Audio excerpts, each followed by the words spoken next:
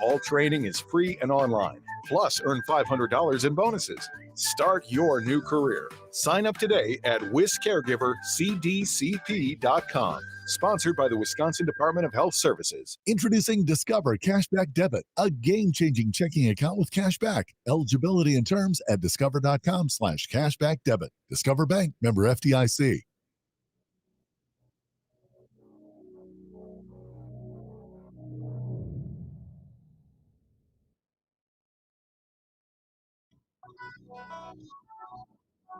Welcome to the Dan Kasper Show. Yes, sir. Yes, sir. It's the show that features serious, thought-provoking sports talk and insightful sports commentary. You knew it. In other words, it's the show where they all talk a crap load about sports. Let's go for it. Now let's introduce your host, a man who lives and breathes and has a passion for sports. A man who breaks everything down in the sports world and gives you everything you need to know. Plus a bunch of stuff you probably don't need, but you'll still enjoy it. You can't handle the truth. Here is your host, Dan Kasper. Prime time. Prime time.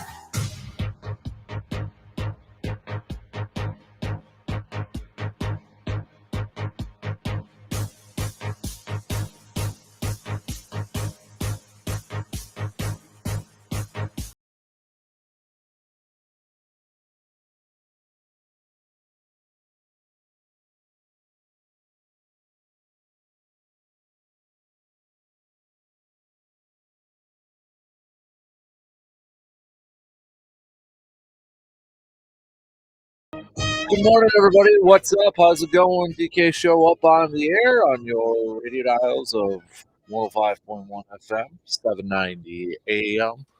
Also available online, sportstalk1051.com, Google and Alexa home devices, the app, and the video stream now up and rolling on Facebook, YouTube, and Twitter. Happy Tuesday morning, everybody. Appreciate you making us a part of your starts on this November 21st. What do we got on the good old game plan for us here this morning? Well, I know it's Tuesday, but since we weren't in yesterday, I do want to chat a little green and gold. Got a shorter week here too, with the game coming up on Thursday night or Thursday afternoon, excuse me, lunchtime game with Thanksgiving and such. But kind of want to go back to the game on Sunday and hit that up just a little bit. Kind of want to revisit it just a little bit there because I haven't gotten a chance to chat with you guys and gals all about it. But your thoughts? Do you think this was maybe Jordan Love's best game so far? Are we starting to see growth a little bit on the offensive side of things? Are we starting to see a little bit of growth on the offensive side? Still not, I would say not great, not perfect, still some issues every once in a while, right? Definitely a little luck involved in the game on Sunday, both offensively and defensively, but that's a little luck in a lot of games in the world of sports, right? We all know that. But would you say you're maybe starting to see a little bit of growth, maybe just a little bit of growth with this, specifically maybe on the offensive side? Are you starting to see that here? What do you think? Start hitting me up with some text on that Shoe Doctors bullpen line at 715-830-1912. Packers making a few roster moves yesterday ahead of their Thursday Thanksgiving Day game with the Lions, bringing back running back Patrick Taylor, longtime Packer, up and down on the practice squad. Was with was it New England, I believe, but he is back with the Packers now on the active roster. Yeah, he was on the Patriots practice squad, but now he's going to be probably running back too because of the short week with the injury suffered to Aaron Jones and Emmanuel Wilson. The Packers have also brought back James Robinson to the practice squad, and there's probably a good chance that he could be promoted or at least one of their running backs in the practice squad promoted to the active roster just for a game day activation on Thursday because of the injuries to that running back group. Packers also opened up the 21-day window for Darnell Savage coming off of injured reserve. Packers also releasing special teamer and safety Dallin Levitt, who has been kind of a core special teams player the last couple years, was a Rich Bisaccia guy, but you kind of have to wonder how that game started on Sunday with the kickoff, where you had a couple penalties right away, and the cameras catching Matt LaFleur not happy with him. By any means, you kind of have to wonder if that's maybe played a part in some of these roster moves and that. But Packers making a flurry of moves yesterday. The first practice report, or I should say, the injury report coming out yesterday, based off estimations for the Packers and the Lions, because all teams didn't practice and such. But because it is a shorter week, we get these injury reports that come out right away on Monday. So, and kind of going back to the question that I threw out there, that if you are starting to see a little bit of growth, who has really maybe kind of stood out to you in terms of maybe that potential growth? If you are one that believes that we are seeing some growth, that we are starting to see, maybe some guys kind of step it up, or maybe you're starting to see some good things. Who has really maybe kind of caught your eye? Is it maybe a Dontavian Wicks? Is it maybe on the defensive side a guy like Carrington Valentine, or Jaden Reed and that sort of stuff? But who's maybe been one of the younger guys? I'll even throw Jordan Love into the equation here a little bit. Why not? But who's really kind of maybe stood out to you? Packers not out of it yet either, because they're the eighth seed in the NFC right now, based off of tiebreakers and such. Packers are the eighth seed.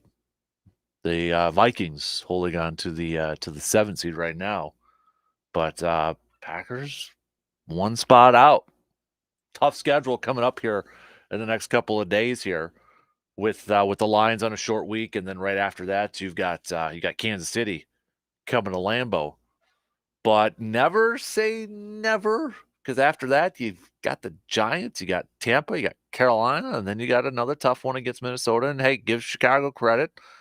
They made things incredibly difficult on the Lions this past weekend, but never say never. I mean, if they get to 8 wins, don't want to look too far ahead, but that's kind of, I think, where a majority of people thought maybe Green Bay would be at this year. I don't know, but we'll hit that up coming up here in just a little bit on the opening drive here.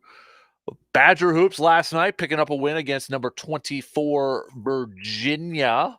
Badger Hoops starting off their holiday tournament play with a 65-41 victory against the Cavaliers. Virginia entering that game ranked 24th, cracking the top 25.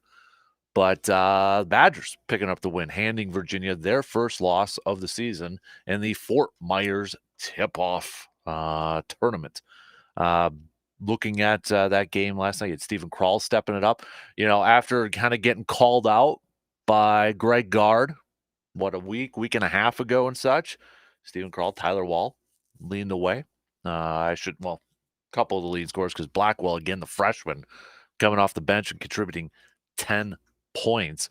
But Stephen Krall and Tyler Wall, aggressive on the boards, each coming away with 10 rebounds. Again, Greg Gard, if you remember, after that loss about a week and a half ago, was against Providence, calling those two guys out for, maybe kind of calling them out for not being aggressive in the paint and that sort of stuff. So they kind of stepped it up in this one, especially on the defensive side, grabbing those and such. But up next for the Badgers coming up here in the Fort Myers tip-off, they've got SMU tomorrow. SMU tomorrow. So then we got Western Illinois after that, and then Marquette, Michigan State, Arizona in that stretch.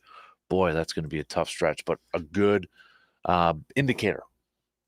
Very good indicator at the beginning part of the season for this Badger basketball team. Speaking of hoops, ever since losing to the Orlando Magic, the Bucks have been playing a lot better. Riding a 5-game winning streak right now, your Milwaukee Bucks, with a 142-129 victory last night against the Washington Wizards. But ever since that loss to the Magic, they have defeated the Bulls, the Raptors, the Hornets, the Mavericks, now the Wizards, for a 5-game winning streak as they get set to take on which should be a really fun game tomorrow night against the Boston Celtics. That's going to be a good one. Last night, Giannis, another double-double for him. Just a couple assists away from a triple-double. 42 points, 13 rebounds, 8 assists. Damian Lillard, 22 points. Middleton, 23 minutes of play, 18 points.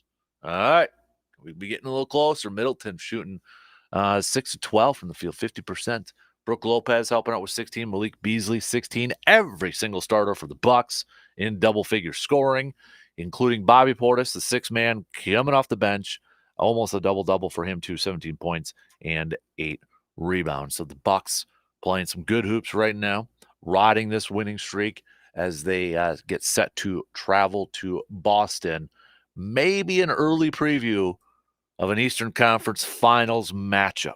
Boston, the 1 seed right now, if you're taking a look in the early goings of this NBA season. But the Boston Celtics, number 1 in the Eastern Conference standings, sitting there at 11-3.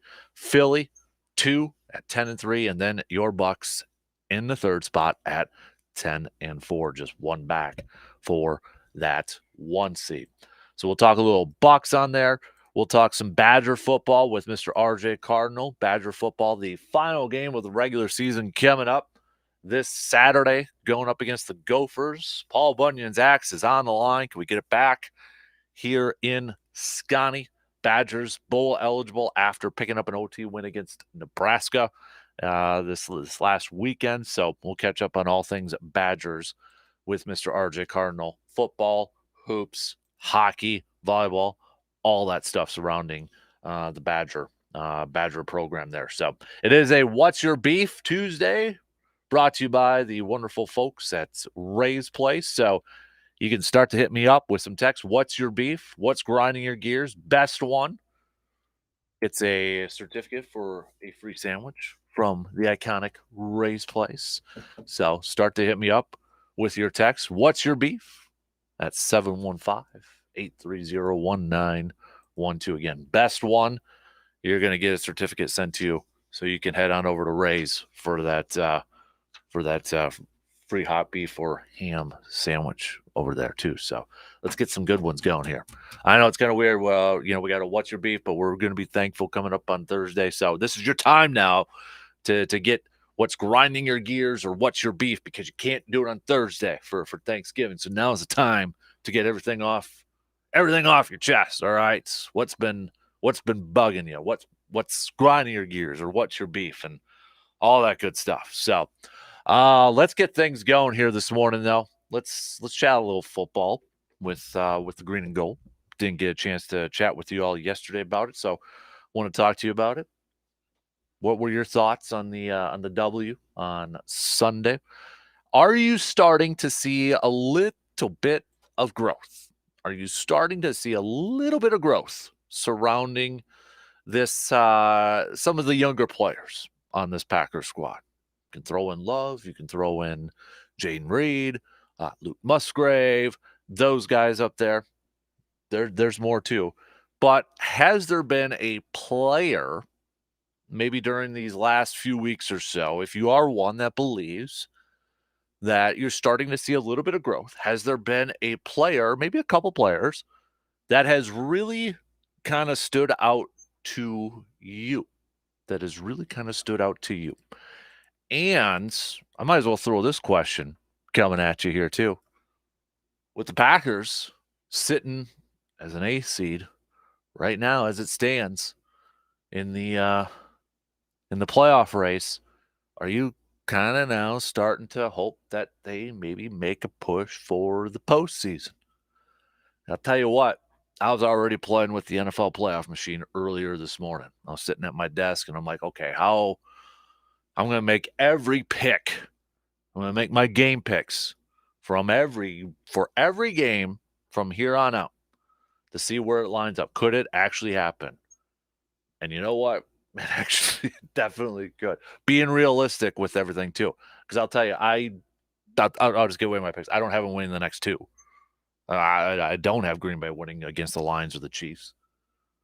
But it's still incredibly realistic for them to get in at this point. So are you kind of now like, oh man, they're one spot out?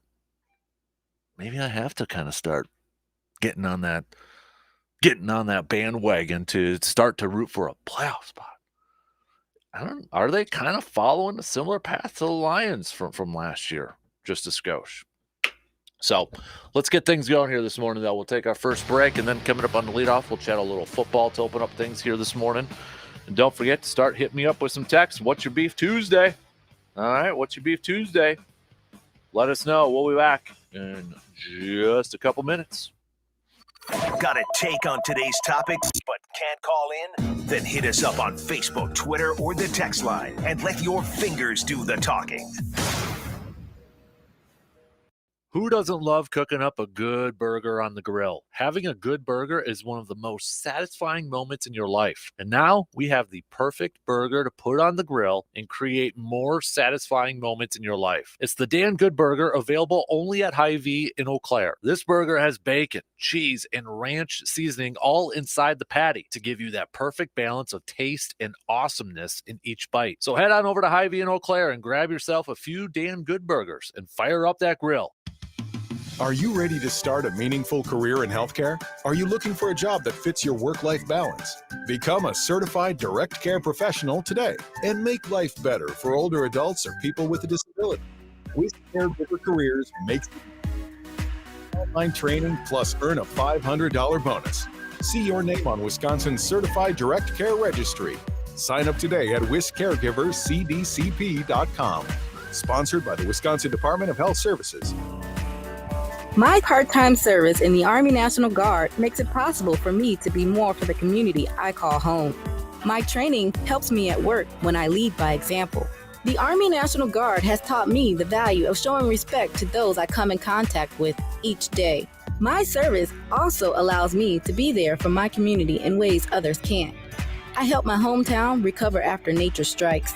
My service in the Army National Guard allows me to keep my country and those I care about safe from threats.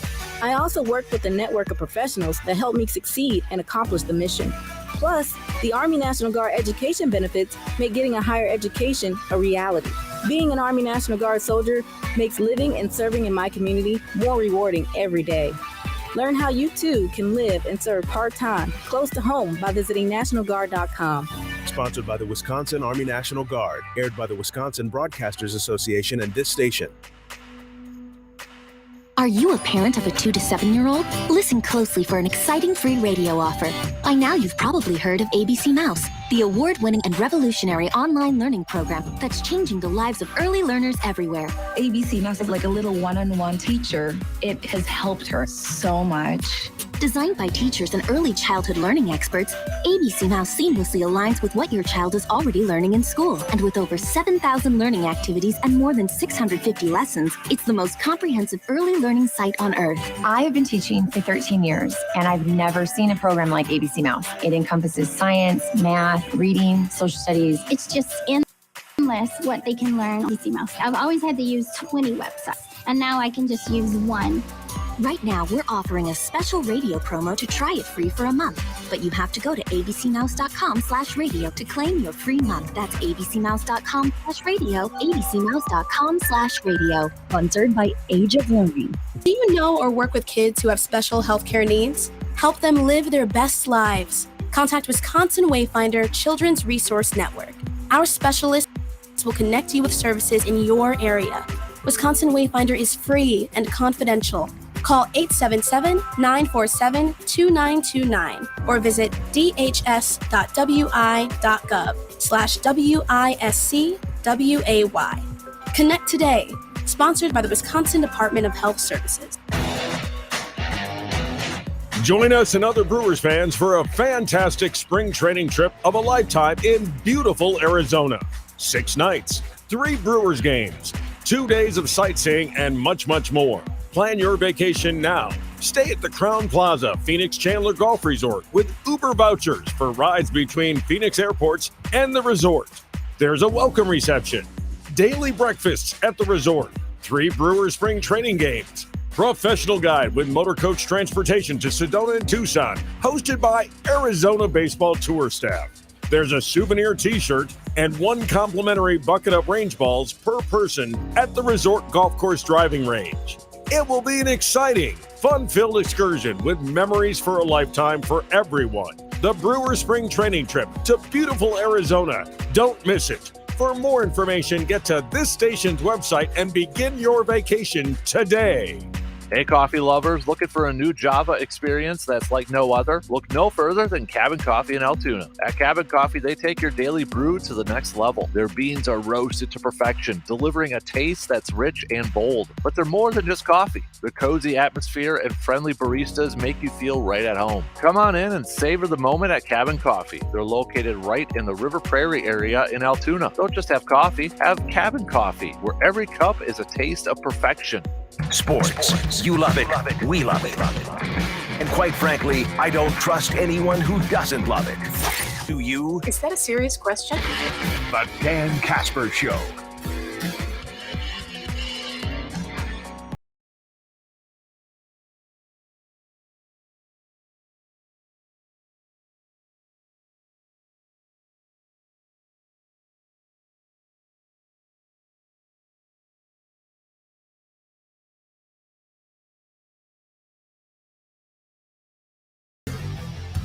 Coming up after today, after we get off the air, I'm going to be heading over to our good friends at Hy-Vee because we're going to be handing out some turkeys.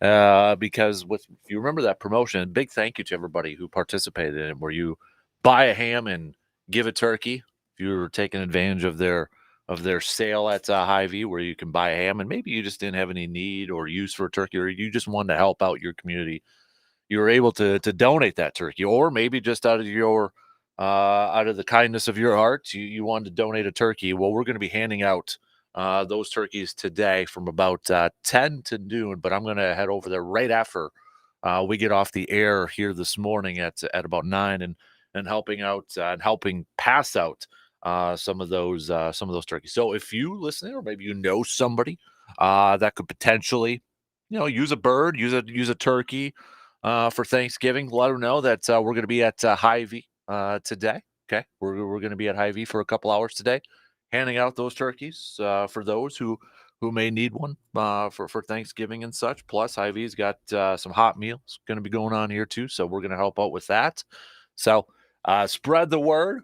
Maybe stop by, say hi, or you want to make a donation as well. You can do that. But a big thank you to everybody who participated in that promotion, because we're going to be passing out over 70 turkeys this morning to people who to families who may need a bird, may need a turkey for a Thanksgiving meal this year. So big thank you to everybody who helped out our community and such. So all right, let's get things going here this morning. Dave did not, well, yeah, I got a doe, so got some venison. Not done yet, but I am incredibly disappointed with the prophecy of one G-Man who said I was going to get a 10-pointer, and not even close to that G-Man. So I'm a little disappointed in your prophecy. with this. Okay, I'm a little disappointed in that prophecy there. So, but G-Man also saying, way to go, Pack. We're beginning to see progress this year. I'm number 11 Wicks for working hard for the Pack. 11's Reed and 13's Wicks. So maybe both of them there, G-Man. How about both of them? Let's go. Way to go, Bucky, and keep it going for the dear PS. Did you get a 10-point buck? No, I did not, G-Man. Did not, man. So, and yes, I will be at Hy-Vee later on today. So, all right, let's get things going here. All right, let's get her going here on the opening drive on this Tuesday morning. I do want to chat a little green and gold to open up things because I didn't get a chance to yesterday with you all. Okay, I was trying to still get that 10-pointer, G-Man, but to no avail. So I want to kind of hit up a little bit, not to completely revisit the game on Sunday because now we're already close to Thursday's game against the Lions. But couple things I wanted to get your thoughts on, your opinions on, and kind of talk about here a little bit. Do you believe that you are starting to see some growth? You're starting to see some growth with this Packers, with the youngsters on this Packers team, and kind of maybe specifically the offensive side of things. You do have a couple of maybe younger defensive players out there too. Maybe a Carrington Valentine and such, Lucas Van Ness.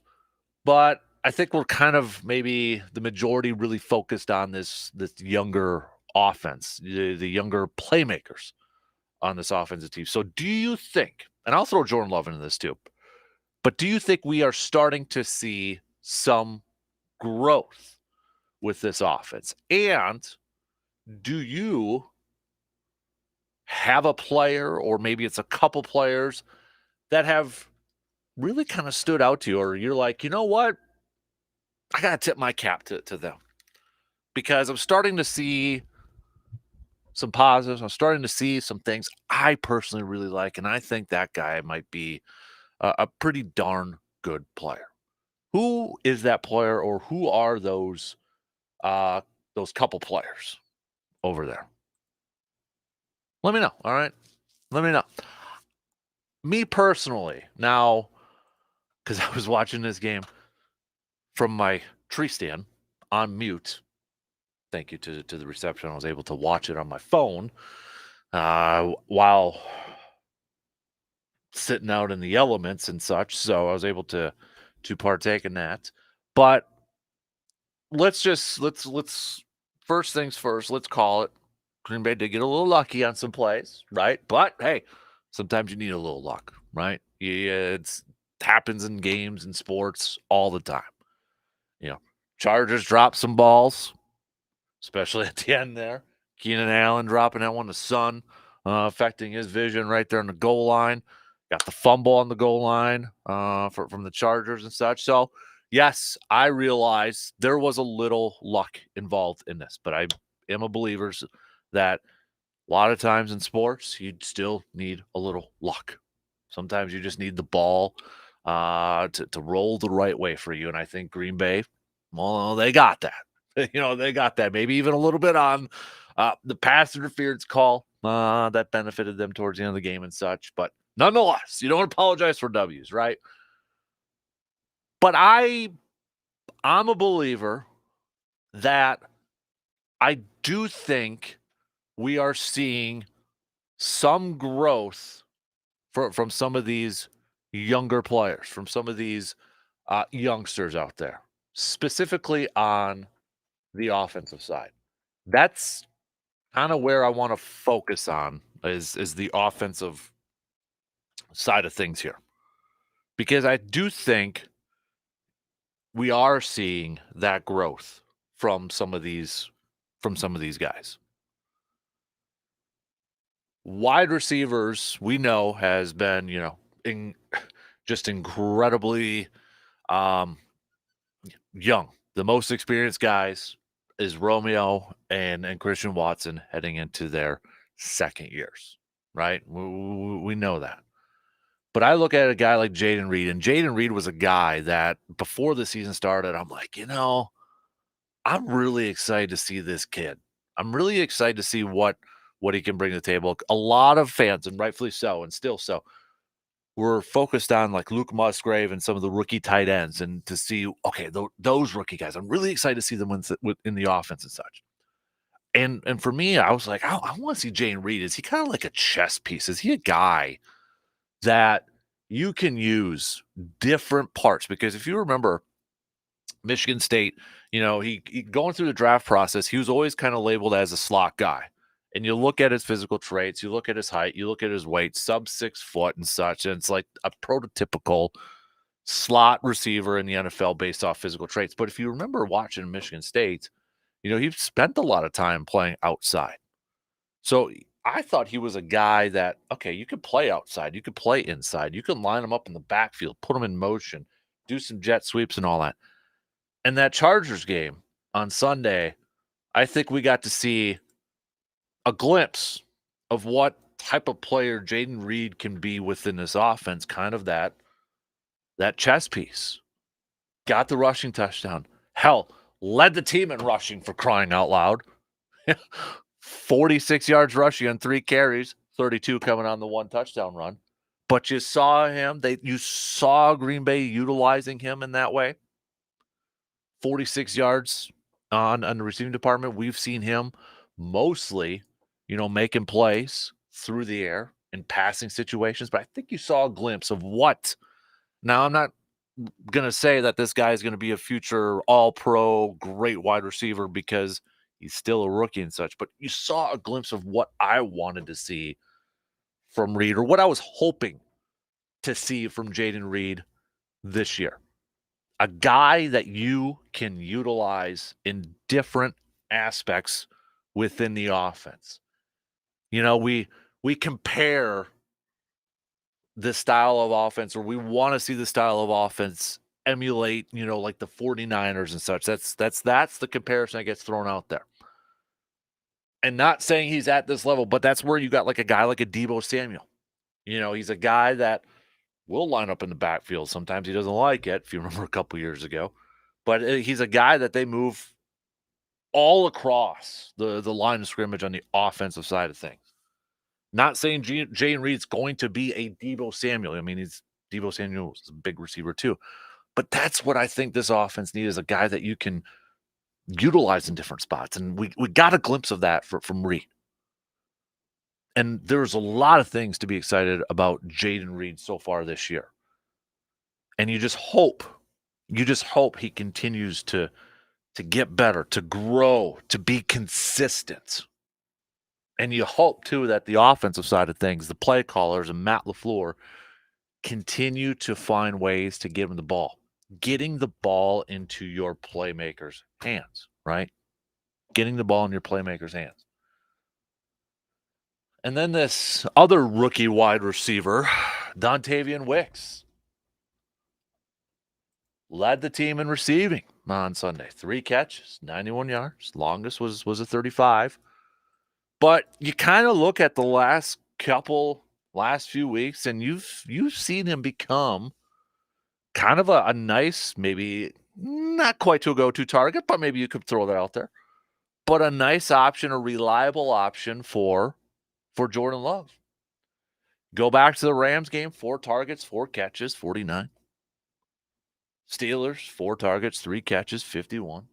3 catches, 91 in this game against the Chargers. You're seeing growth from a rookie wide receiver in Dontavian Wicks. You look at all these numbers from these receivers, and nothing's going to jump out to you. Nothing's going to be like, wow. Nobody's going to win an offensive rookie of the year. They're not putting up, numbers we've been kind of accustomed to over the years with Devontae or Jordy Nelson and such. But I believe you're starting to see a little bit of growth. Maybe it's taken a little bit longer for a lot of fans to see at this point in time, but I think you're starting to see it. And Dontavian Wicks is one of them too. He's one of them too. And then Luke Musgrave, the guy, probably I would say the rookie that a majority of Packers fans were very excited to see this year. second-round pick coming in, big tight end, 6'6", 6'7". You heard a lot of his teammates talk about his speed in training camp, in preseason. Earlier in the season, we saw Jordan Love miss him on a couple plays, again on Sunday and such. But we see glimpses of that. We see glimpses of what he can be, a mismatch for a lot of for a lot of teams, utilizing that speed and that height. And you look at rookie tight ends. I know it's been beaten to death over the years, but you look at rookie tight ends, very rarely do you see, like for instance, the Travis Kelce's or the George Kittles of the world and such. They didn't necessarily light it up in their rookie seasons. Some tight ends go out there and light it up in their rookie. I don't want to say every single tight end, that doesn't come in the league and light it up right away. But tight ends have historically kind of been one of those that might take a little bit, give them a year under their belt in the NFL, and then see what they do in year 1 or year 2, year 3, that sort of thing. But I think there's been some nice things to see from Luke Musgrave, and you just hope, he continues to go out there and get better. George Kittle, I have his numbers up. His rookie year, he played 15 games, 515 receiving yards. Luke Musgrave right now, 341. Again, that's not to say that there's going to be a George Kittle or Travis Kelce or anything like that. But I think if we rewind it from a few weeks ago when we were talking about what do you want to see when it was looking pretty dull, after a loss to Denver, for crying out loud, it was looking bad, right? And it's like, okay, what are you paying attention to? What are you going to be watching for the rest of the season? And a lot of you, and I was one of them too, I just want to see growth. I just want to see growth from these younger players, especially on the offensive side. And I think we're seeing that. I really do. Christian Watson, for the most part, has had a down year, right? I think we would all agree with that. Got a touchdown on Sunday. I'm sure he felt great about that. But you probably want to see him be a little bit more active than, just 2 catches for 21 yards, 4 targets. You hope that this is just kind of that sophomore bump in the wall sort of stuff. Romeo goes out there, catches another touchdown, 7 touchdowns of the year. I think you're seeing some of that with these guys. And then Love, right? That's the big one. We want to know if Jordan Love is going to be, the starter going forward for the foreseeable future. And I think right now that we know that answer already. He's going to be a starter next year.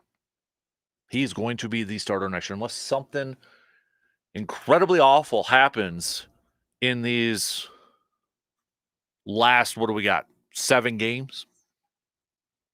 Unless something is just really, really bad.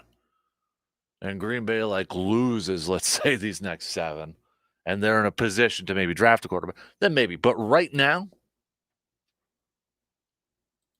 I think you're starting to see maybe a little bit more comfortable Jordan Love. I don't know if the game has necessarily, that phrase where it's slowed down for them.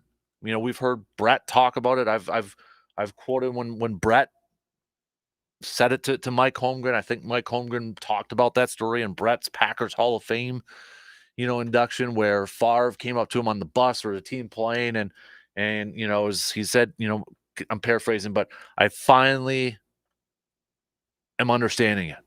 And that's when things start to slow down. I think Love is maybe getting a little bit more comfortable. He's not perfect. He's got some stuff to work on still. Deep ball, that sort of stuff. We know that. Accuracy, we know that. We know that. They know that. He knows that. But I truly believe we're seeing some good glimpses. We're seeing some solid glimpses. We don't know if he's going to be a Hall of Fame quarterback. But I think in terms of the immediate future, pretty comfortable in saying he's going to be the starter next year going into next year at this point in time. And I think you just want to see him continue to stack success. He's nominated for a FedEx Air Player of the Week this week. Probably not going to win it because of what Brock Purdy did over the weekend. But this was, I think, one of those nuggets that just kind of was like, huh? What, first time the Packers have had a 300-yard passer since December of 2021, was it? Think about that. That was with Aaron Rodgers last year.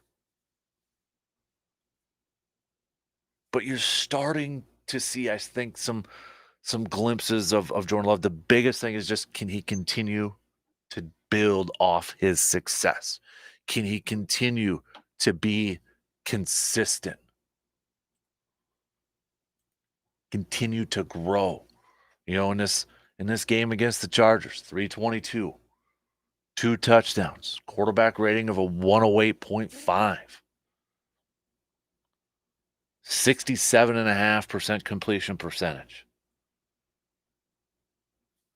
One of the bugaboos definitely for Jordan Love.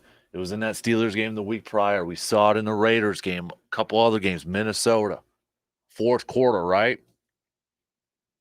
Packers were down. How many of you don't have to tell me, you don't have to be honest, but when the Chargers went up in that game, 2016? 20-16? How many of you thought, all right, game's done? Packers made it close. Got it close. They held the Chargers offense down a little bit. They got a little luck, but hey, they were close. Kind of like a lot of the games this year. How many of you thought, okay, they're not going to get another touchdown here? And they got it. And yeah, they got a pass interference called to help them out. Zach Tom jumping on that fumble to keep the drive alive. But you got to give credit to where credit's due. Nice throw to Dobbs in the end zone there to get that touchdown.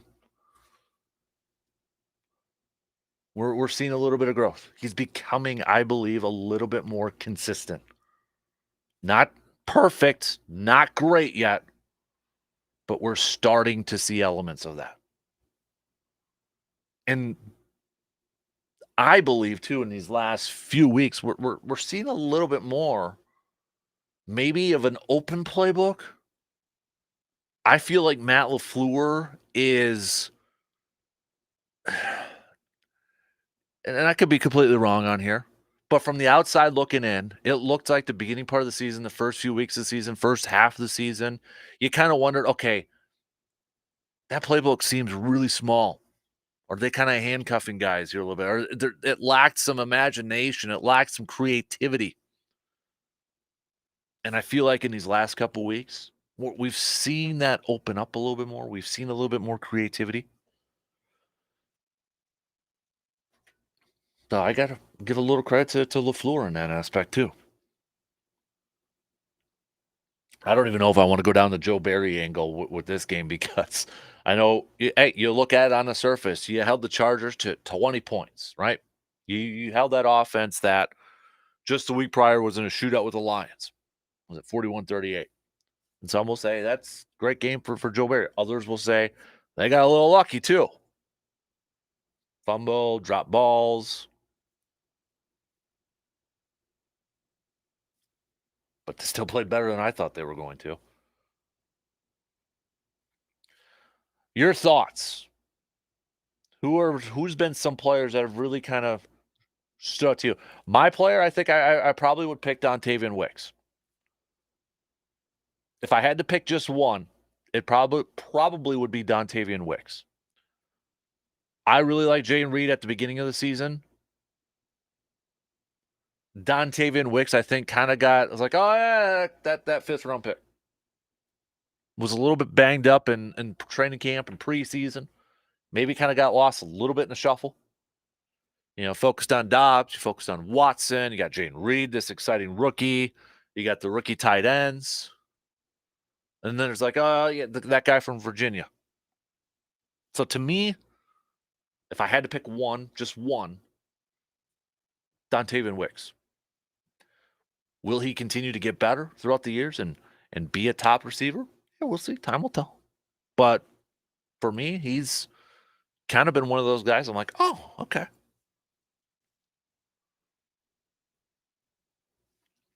Let's take a quick break, and then we'll wrap up the first hour here already this morning. Don't forget, What's Your Beef Tuesday? What's Your Beef? Hit us up. We'll be back in just a few minutes.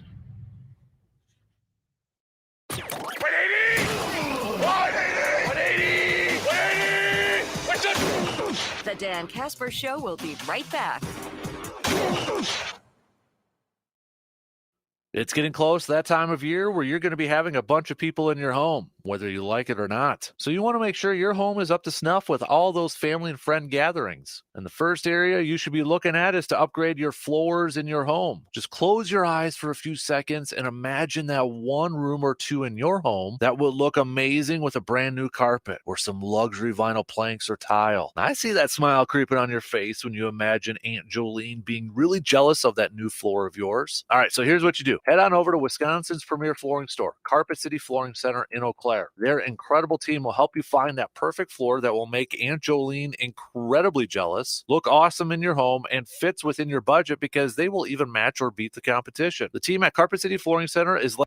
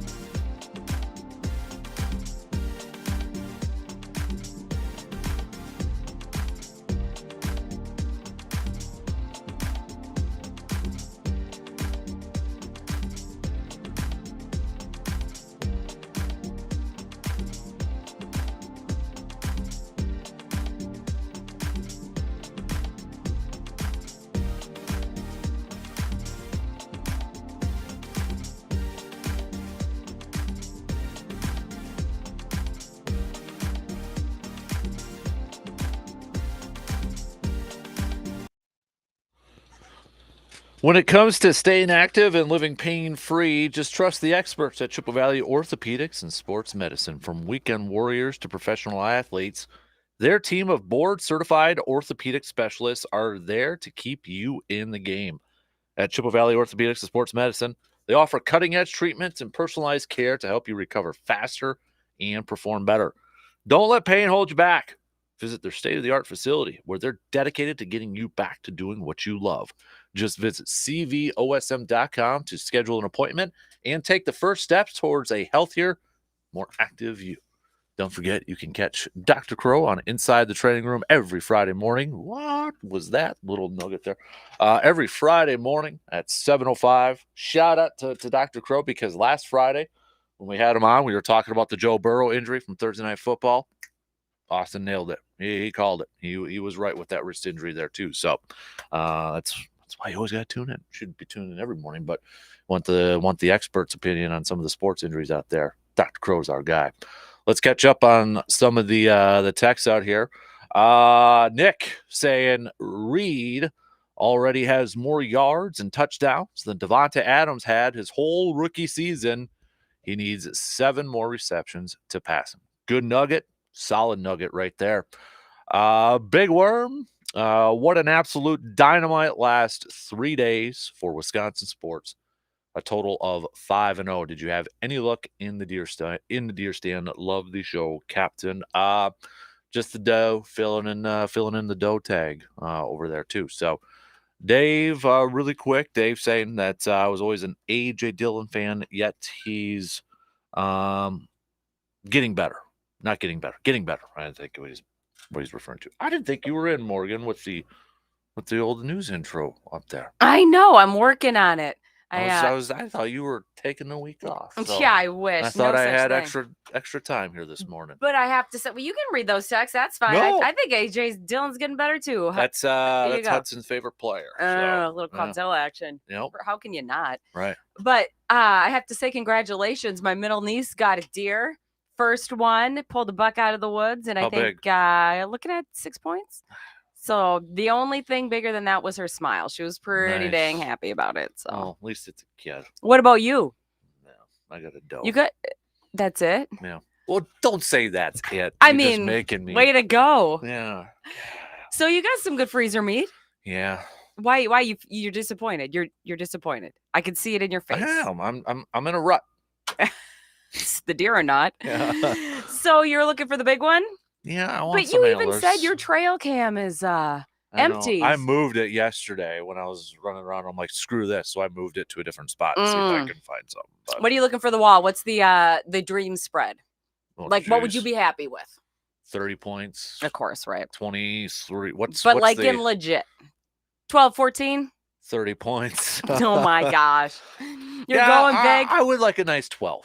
That's a solid rack. Yeah, I'll do 12. You going European mount on that? You're gonna go classic taxidermy? Shoulder. We're a shoulder. So you're looking. Do you have the spot in the man cave? I'll make one. So that's why. See, every doe that you shoot just makes you stare at that empty spot that's waiting. I got to put white shoulder mount in there, but it's been 18 years. Okay, so it's time. It's time to refresh her. Yep. All right. Yep. What about Hutsy? Is he gonna go?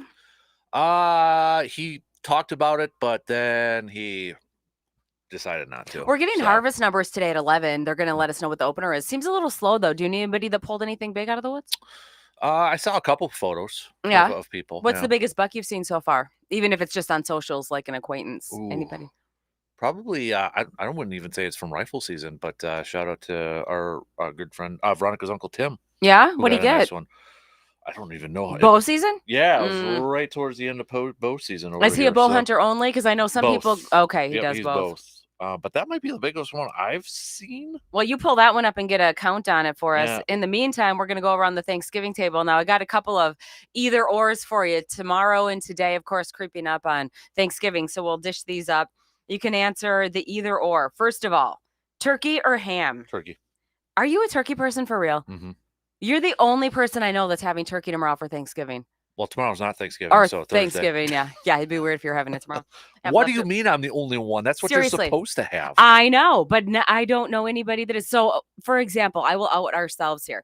couple years ago, we decided to shirk tradition a little bit. So we started going to Famous Dave's, getting some brisket and ribs because it was just going to be easier. And that year we had a lot of family stuff going on or whatever, like everyone does. And that kind of stuck. So now it's almost like we painted ourselves into a corner because everyone's like, Morgs, you're doing ribs and brisket again, right?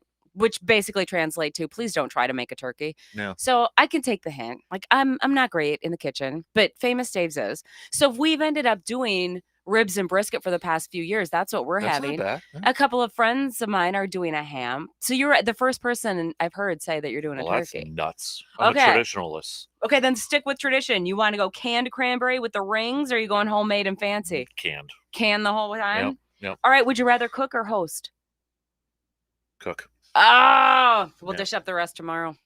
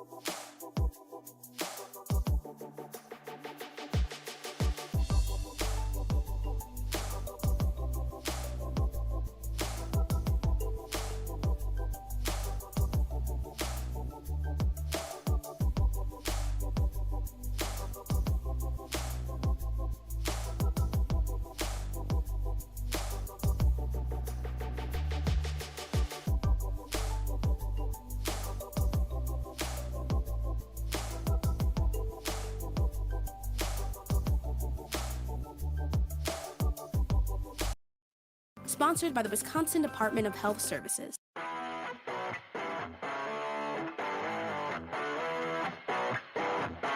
Crank it up.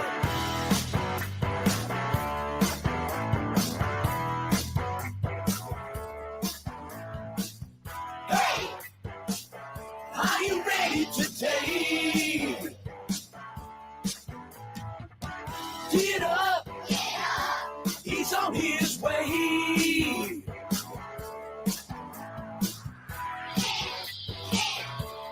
He's our man. The man, the myth, the legend. That's Dan. And now, the Dan Kasper Show. All right, here we go. Second hour on this Tuesday morning, Tuesday before Thanksgiving. Appreciate you tuning in wherever and however you may be tuning in. Coming up, we'll get back to some more green and gold chats. We've got some hoops chats. Bucks picking up their 5th straight win with another win last night against the Washington Wizards, setting up for a big-time game tomorrow night as they visit the Boston Celtics. We're going to talk a little Bucks coming up here in just a little bit. We've got some Badger chat with Mr. RJ Cardinal coming up in the next hour as the Badger football team will be wrapping up their regular season with the battle for the axe coming up this Saturday with that win against Nebraska, overtime win. The Badgers did become bowl eligible, so we'll catch up on that, plus some Badger hockey. The Badger men's basketball team with a big win against Virginia, number 24 Virginia last night in the Fort Myers tip-off. So we got plenty to catch up on with Mr. RJ. Coming up in a little bit, a little over an hour from now. But let's get some sports nuggets of the day brought to you by Yancey Associates. The New York Yankees in 1934 purchased the contract of Joe DiMaggio from San Francisco of the Pacific Coast League.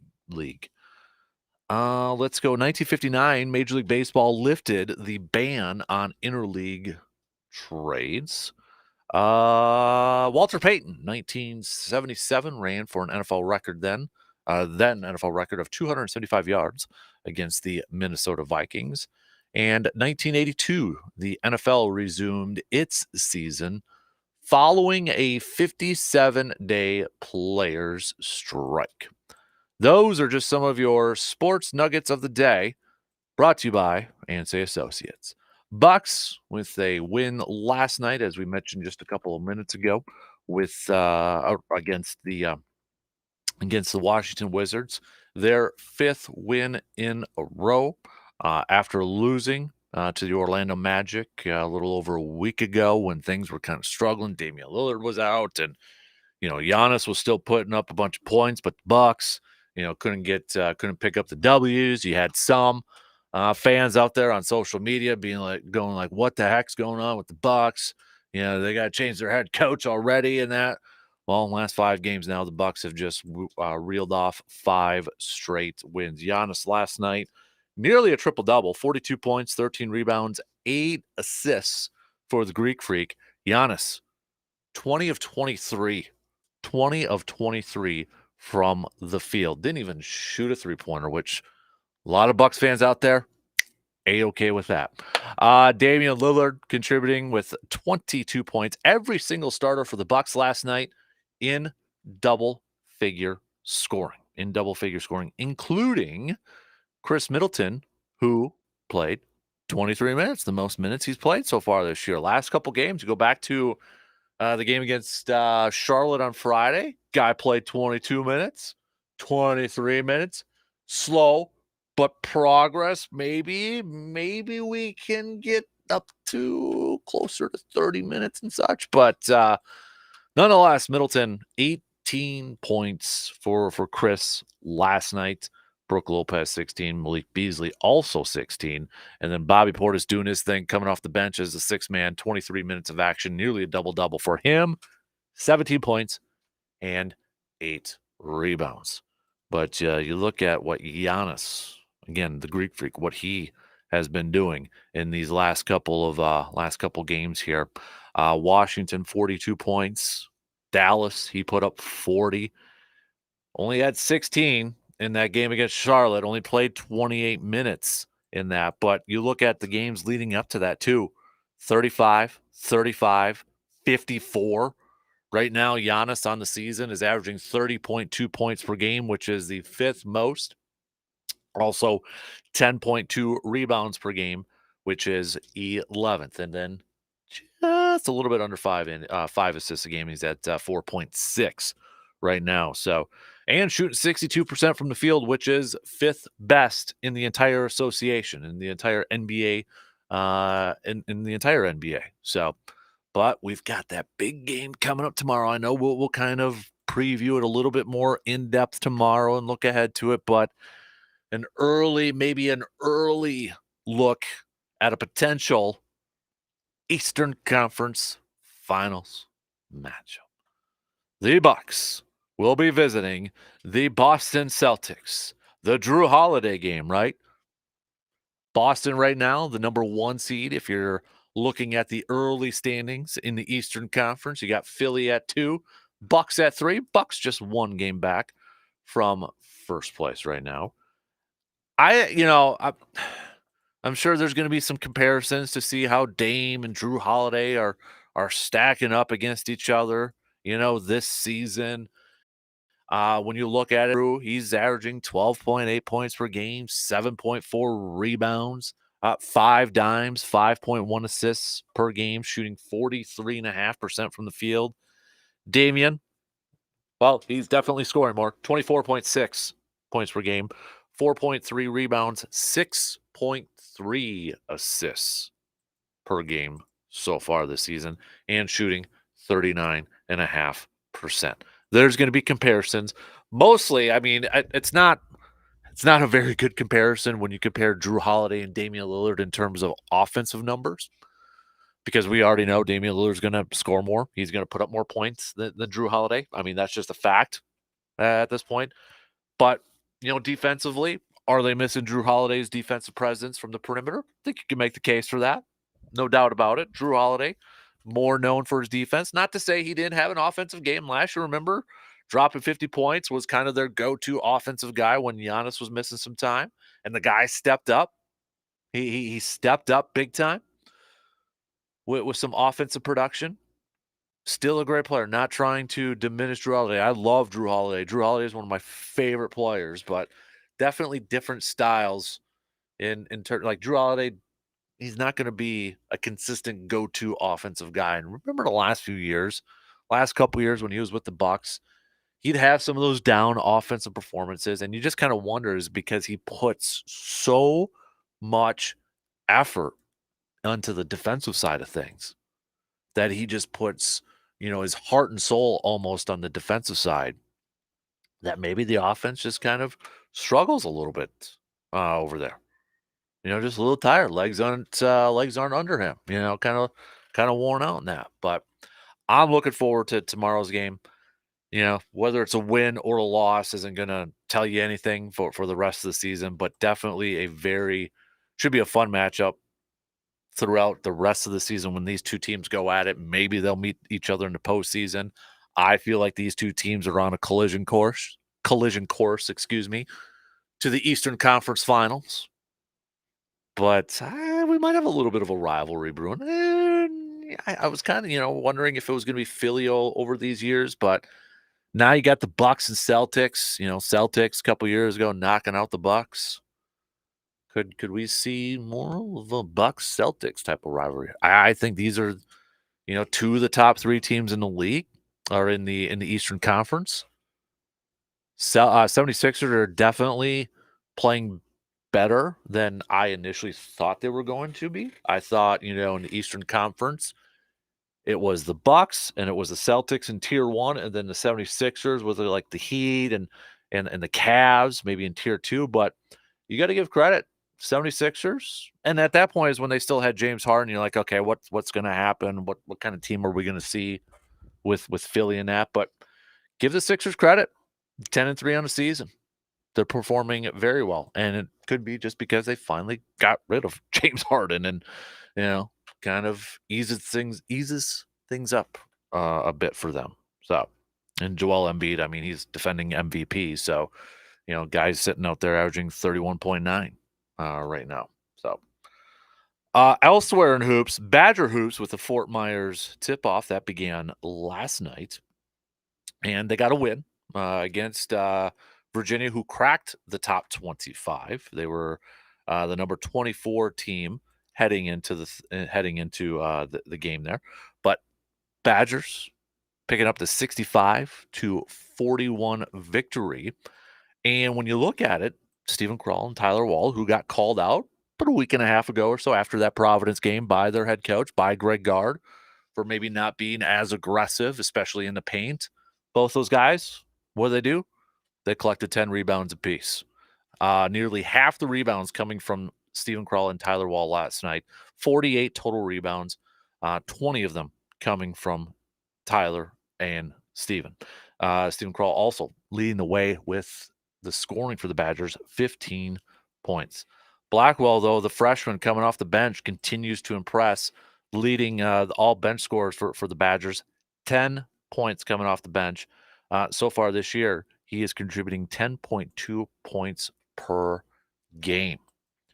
So nice, kind of maybe a little bit of a resume building win. It's always good to when you beat a ranked opponent, if you're not a ranked opponent or if you're not a ranked team, and then you go in and you beat a ranked team by 24 points.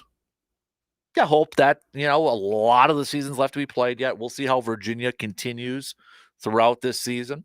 But hopefully maybe just kind of an early, very, very, very, very, very early type of resume win. Badgers are going to have plenty of opportunities coming up here in a few weeks, beginning part of December, to have some resume building wins when you've got Marquette. I'm going to get to Marquette here in a second. Marquette, Michigan State, and Arizona all before Christmas too. Marquette last night. Exciting win for the Golden Eagles, defeating UCLA 71-69. Number 4 team in the country, Marquette, picking up that win, handing UCLA their first loss of the season. That's at the Maui Invitational. But Sean Jones hit a straightaway three-pointer with 38 seconds left to help Marquette with that victory last night. So a lot of expectations, a lot of, sometimes I think hype gets used in a negative way, but definitely a lot of hype with this team, higher expectations, higher goals. And coming up is it tonight? Yeah, tonight, Marquette's going to be going up against Kansas, the number 1 team in the country, Kansas. You want to talk about early bench mark games, resume builders potentially, see where this team's at. This is why when it comes to college hoops, I like these early season tournaments, these holiday tournaments, these Thanksgiving tournaments, because it gives these teams kind of a, some tournament experience, a little, nothing compares to March and April and that, but it gives them a little bit of experience. It gives them an opportunity to play some really good teams outside of their conference. And they're really good tests at the beginning of the season. Marquette right now, going up against number 1 Kansas. This is going to be a hell of a test for Marquette. This is going to be a very good chance for them to really showcase the talent that they have. I mean, they're the number 4 team in the country. We all know that they're a really good team, but to maybe even really announce their presence here a little bit. If you go and beat number 1 Kansas, Marquette might even jump up to a top 2 team in the next rankings and the next polls coming up here. Who knows? But Purdue, the number 2 team in the country, also got a nice win last night against number 11 Gonzaga, 73-63. So, but, we obviously, a lot of people pay attention to the Badger men's basketball team, but don't forget Marquette, what they're doing down in Milwaukee too. There's a lot of excitement for this ball club this year. Last year in the tournament, got ousted a little bit earlier than they thought that they wanted. A lot of people wanted. Messed up a lot of brackets last year, no doubt about it, right? Busted your brackets and such, but Marquette right now, Dwayne Wade was watching that game, there's got to be a lot of excitement surrounding this ball club. So, all right, before we take a quick break here, let's do some catch up on some texts here. Surveyor Sam, DK, you know what my beef is? The Badgers not having the axe. We haven't seen the gigantic trophy since 2020, and it's time for it to come back to its rightful owner. I don't want this game to be close. I want an absolute domination, one that will make PJ think he will never put his slimy little fingers on the axe ever again. That is the most important game of the year, Fickle. I want to see an embarrassment, one where midway through the second quarter, all the goofy players are looking at the scoreboard, hoping it's the end of the game. I think based off on how the season has gone, definitely the most important game of the season for this Badger football team. Right? You want to end the season on a good note. You want to end the season on some positivity. You want to win something. You want that axe, Paul Bunyan's axe, back in Wisconsin. Right? You want it. I don't want to see the Minnesota State Fair touting it across, Labor Day weekend when it's displayed over there and such. I want to see these Badger players chopping down the field goal posts in Minnesota with that thing. Our good buddy Brandon Berg is going to be over at that game. He's going to be on the sidelines. He's going to be he's got I think he's a photographer credentials. Yeah, that's what he's going to be doing over there too. So. All right, we'll get back to some more hoops talk and all that good stuff, and we'll get to some Badger chat coming up a little bit later on here. But let's take a quick break, and we'll get back to some more Packers talk. Are you starting to see some growth? You personally, right now, your own thoughts, your opinion, do you feel like you're starting to see some growth from some of these younger players, first-year guys, second-year guys, or Jordan Love? Do you feel like you're starting to see that growth right now? Let me know. Hit me up with a text, 715-830-1912. We'll take a quick break. We'll be back with more after these few words.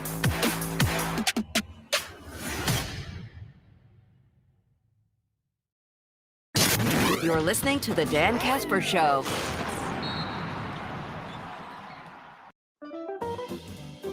It's time to save half with half-off deals. It's a great way for you to get goods and services that you will love, and you don't have to pay full price. Start saving this Friday, November 24th, with Boone's Cleaning Services, Main Street Cafe, and Social House of Rice Lake. Be ready with your credit or debit card and get ready to save with this week's half-off deals. For more details and to find out about all the savings, just go to aroundthe715.com. Are you ready to start a meaningful career in healthcare? Are you looking for a job that fits your work-life balance?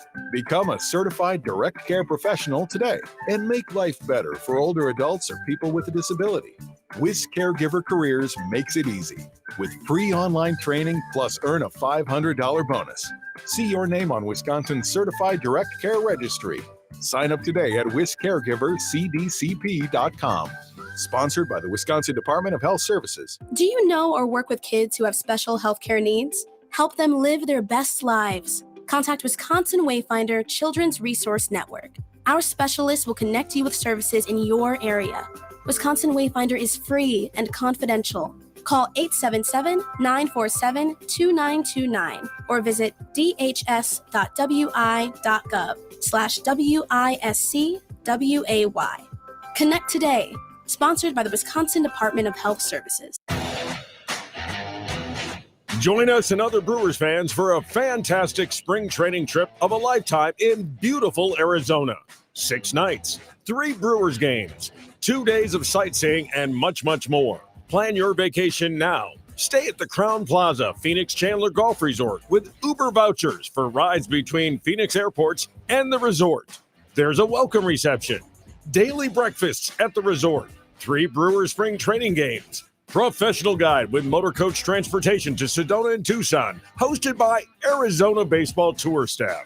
There's a souvenir t-shirt and 1 complimentary bucket of range balls per person at the Resort Golf Course driving range. It will be an exciting, fun-filled excursion with memories for a lifetime for everyone. The Brewer Spring Training Trip to beautiful Arizona. Don't miss it. For more information, get to this station's website and begin your vacation today. Wendy's new breakfast 2 for $3 Biggie bundles let you create your own delicious combo. Choose from a sausage biscuit, egg and cheese biscuit, small seasoned potatoes, and a medium hot coffee. But it's obvious which combo's the best. Sausage biscuit and small seasoned potatoes. Well, maybe it's the fresh cracked egg and cheese biscuit with a medium hot coffee. Or 2 savory sausage biscuits.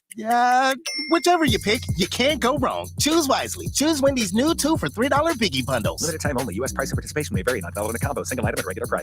Jim Gaffigan here with some more Straight Talk. Now you can get a Walmart Plus membership, plus not pay for it, because it's included with Straight Talk wireless plans. You get free delivery with Walmart plus a Paramount Plus subscription included. Plus, you pay less for gas. That's a lot of pluses. Only Straight Talk gives you unlimited 5G data and Walmart Plus included on select plans for free. Straight Talk Wireless, available at Walmart. Requires service on Gold or Platinum Unlimited. One offer per eligible account. Paramount Plus Essential Plan only. Separate registration required. Additional terms apply. Are you a parent of a 2 to 7-year-old? Listen closely for an exciting free radio offer. By now, you've probably heard of ABC Mouse, the award-winning and revolutionary online learning program that's changing the lives of early learners everywhere. ABC Mouse is like a little one-on-one teacher. It has helped her so much. Designed by teachers and early childhood learning experts, ABC Mouse seamlessly aligns with what your child is already learning in school. And with over 7,000 learning activities and more than 650 lessons, it's the most comprehensive early learning site on earth. I have been teaching for 13 years, and I've never seen a program like ABC Mouse. It encompasses science, math, reading, social studies. It's just endless what they can learn on ABC Mouse. I've always had to use 20 websites, and now I can just use one. Right now, we're offering a special radio promo to try it free for a month. But you have to go to abcmouse.com/radio to claim your free month. That's abcmouse.com/radio, abcmouse.com/radio. Sponsored by Age of Learning. Hey, Wisconsin, let's make this winter the season of safe driving. With the snowy weather setting in, the Wisconsin DOT reminds you to be safe on the roads. Plan extra travel time. Be mindful of your speed. Check 511wi.gov to know before you go. And please slow down and drive with caution whenever you see a plow at work. Plow drivers work hard to keep us all safe, so let's return the favor. Safe drivers make for safer roads. Sponsored by the Wisconsin DOT. Maybe you miss parts of the Dan Kasper Show because of the clown that lives in the sewer. Radio will do. Don't worry, you can get highlights of the show on the Man Cave podcast, available on your favorite podcasting platforms. Are you ready to make a real difference in your community? Well, here's your chance with Chippewa Valley Habitat for Humanity, where they believe that everyone deserves a decent place to call home. For decades, Habitat for Humanity has been working tirelessly to build affordable, safe, and sustainable homes for families in need. But you can't do it alone. Picture a world where children have a stable roof over their heads, where families can create lasting memories, and where communities flourish. That's the vision they're working towards, and Chippewa Valley Habitat for Humanity wants you to be a part of it. Whether you're a skilled carpenter or simply have a heart full of goodwill, there's a place for you at Habitat. Join them as a volunteer, donate, or support their mission in any way you can, including shopping at the Restore. Your support means everything, and to the families whose lives you're helping transform. Just visit cvh4h.org or stop by the Restore at 145 North Claremont Avenue in Eau Claire to learn how you can get involved. Elsewhere, too, quick reminder that shortly after we shut the mics off here this morning at 9, be heading over to Hy-Vee as we're going to be handing out some turkeys, so over 70 turkeys. Thank you to everybody who donated turkeys to some families or anybody who may need a bird for their Thanksgiving meal this year. But we're going to be handing those out. So if you know of anybody, or maybe perhaps you listening right now, hey, you need a bird, or you just, you know what, I just need a little bit of help so far for this Thanksgiving. Stop on by. We're going to hand out some turkeys, and a lot of them coming because of you listeners out there who took advantage of our promo that we were working with Hy-Vee. where you buy a ham and you can donate a turkey over there too. So big thanks, everybody. It's going to be from about 12 to noon, but I'm going to be over there shortly after 9. Going to be doing a podcast episode over there and all that good stuff too. So, all right, we're at the bottom of the hour here. I'll get back to some more texts on our Shoe Doctors bullpen line. We got some more Raise Place, what's your beef texts to get to as well. But let's get back to a little more green and gold chat. If you're maybe paying attention to the standings here a little bit, you may notice that the Packers currently are the 8th seed in the NFC playoffs, just one back from that final spot. They hold a bunch of the tiebreakers right now with the Rams and Falcons because of conference records and such.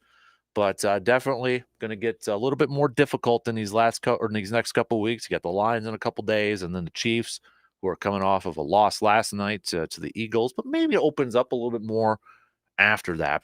And the question we've been asking this morning: have you started to see maybe a little bit of growth from these younger players? And who, if you had to pick one, who's really stood out to you in terms of their growth, if you are a believer that you are starting to see a little bit of growth from this team?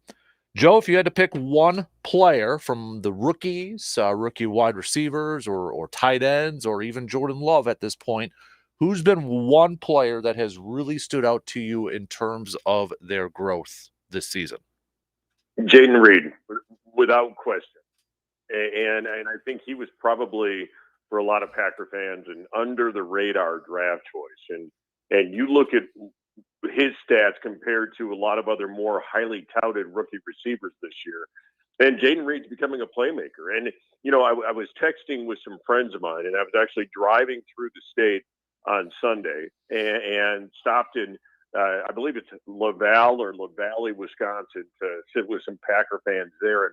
And as the game was progressing, one of my buddies texted me and said, "You know what? Sign Love, get that extension done, and start basically treating Jaden Reed like Tyreek Hill." And again, not the same level, but you're seeing it now with the motion and then the jet sweeps, and you're seeing that when Jordan Love has a 3rd and 1 or 3rd and 2, his go-to guy is beginning to be Jaden Reed. And so and the fact that this is the guy too, that the young wide receiving group meets at his locker now to have conversations about the games. It from every aspect. I think that's on the field and off the field. I think Jaden Reed is the guy that I think Packer fans need to look at and say, okay, this is a guy that can be an important part of an offense moving forward. So, and I think as he has grown as a leader, you've seen these other younger wide receivers grow as well. And you've seen Jordan Love grow as well. So, yeah, I would definitely say Jaden Reed is that guy for me. Have you seen enough now from Jordan Love to say that he is the long-term starter for this ball club? When you look at it and you look at the growth over the last few weeks, and again, the completion percentage still is bothersome, the accuracy issues. But what he did on Sunday, going toe-to-toe with Justin Herbert, who was drafted 6th overall in that 2020 draft, the off-platform throws, the arm strength, arm angle type of a situation, the getting back and letting it rip and throwing it in rhythm. I think, yes, I think you've seen now enough of Jordan Love. Now, again, is he going to be, to the level of Aaron Rodgers or Brett Favre? Probably not. But is he to the level of Dak Prescott? Is he to the level of maybe Justin Herbert? Is he getting to that level now where he can be a top half of the NFL quarterback? And I think the answer at this point is yes. And look, during Aaron Rodgers' first year starting, they got that extension done. And I tweeted out today, would Packer fans be comfortable if you continue to see this ascension over the next couple of weeks, if the Packers announce an extension for Jordan Love? And I think at this point in time, you're seeing growth. Now, he can always regress, and he can always go backwards. And so, it might be a start and stop, 1 step forward, 2 steps back, 2 steps forward, 1 step back next few weeks. but you're seeing the types of things that you wanted to see. In his last 3 games, he's one of the top quarterbacks in the NFL over the last 3 games. And so that's what you needed to see. At this point in time, I don't know what's happening at 1265, but I think the Green Bay brass need to be very, very happy with how he's developing. Have you also noticed maybe Matt LaFleur opening up playbook, becoming a little bit more creative in these last few weeks potentially? Yeah, it was interesting because the touchdown pass to Christian Watson was because of conversations on the sideline with what they saw earlier in the game.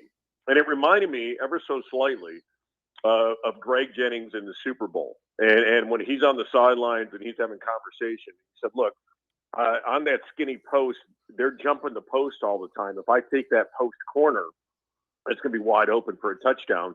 And it was. And I think that's good growth when you see the coaches and the players on the sideline seeing what's open and what's working and what has potential. And so, yeah, I think Matt LaFleur is growing, and I think he's starting to see now a little bit more of this offense. Another guy that I haven't mentioned yet is Dontavian Wicks, and I just think that this guy has moved up the depth chart so quickly, and this is a guy that didn't run a 4.3, 4.4. He ran a 4.5, 4.6 coming out, and so he dropped in that draft. But this is the guy that you look at and you could say, okay, we've got him, we've got Dobbs, we've got Watson, we've got Reed, we've got Musgrave. You've got some weapons there that are starting to get better. And so, yeah, I think Matt LaFleur is growing in that he's getting to know this team a little bit better on what strengths and putting players in a position to be more successful. And that goes back to the Christian Watson touchdown. That's a play that he drew up. I believe he gave credit to his tight end coach. But they drew up on the sidelines, and that's putting Christian Watson in a perfect position. And it reminded me of one of his touchdowns last year against Dallas, because you started him on the right side of the field, and he basically crosses the up to the other side of the field and just outruns everyone. And that's a great way of using Christian Watson. It was a great drop in the bucket by Jordan Love on that touchdown too. So yeah, you're seeing a young coach, a young team growing right now, and with growth comes growing pains. Joe Barry and the defensive performance against the Chargers, is it all them, or did they get a little lucky with some of the drops and fumbles near the goal line? How much credit do you give Joe Barry for that performance on Sunday? You just need to see more consistency out of him and his schemes, because I thought he coached a horrible scheme and put together a horrible game plan against Pittsburgh the week previous, and then the Packers come out and do a nice job of shutting down one of the most explosive offenses. And I tweeted out after the game the scene from Monty Python's Holy Grail.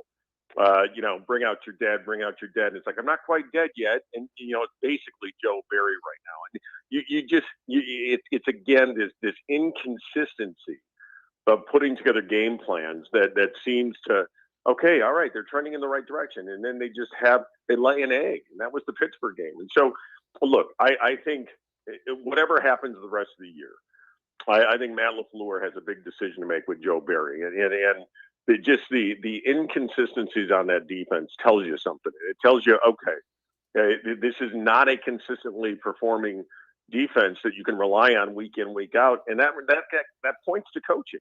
And so it's going to be interesting. If the Packers get blown out over the next couple of weeks, which is a distinct possibility with the Lions and the Chiefs coming up, I think at that point, the seat is very hot for one Joe Barry. I think for Matt LaFleur, regardless of what happens, I haven't seen enough from Joe Barry to say he's the guy. And so I think in this offseason, I think Matt LaFleur really needs to take a look at this and make a hard decision on whether or not he can win football games with Joe Barry as his DC. And several people have responded to me on Twitter when I tweeted out, I'm not quite dead yet. And that's the last thing they want to see is Joe Barry come back. I know he's got an easy bullseye on his back, but you can't fire a guy just because you want to fire somebody.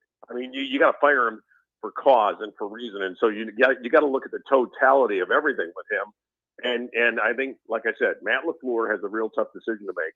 And you're going to see whether or not he has what it takes to be an NFL head coach, because sometimes you need to fire the guy you like. Mm-hmm. Now looking ahead to this Thanksgiving Day game against the Lions. Lions with a comeback victory against the Bears this past weekend.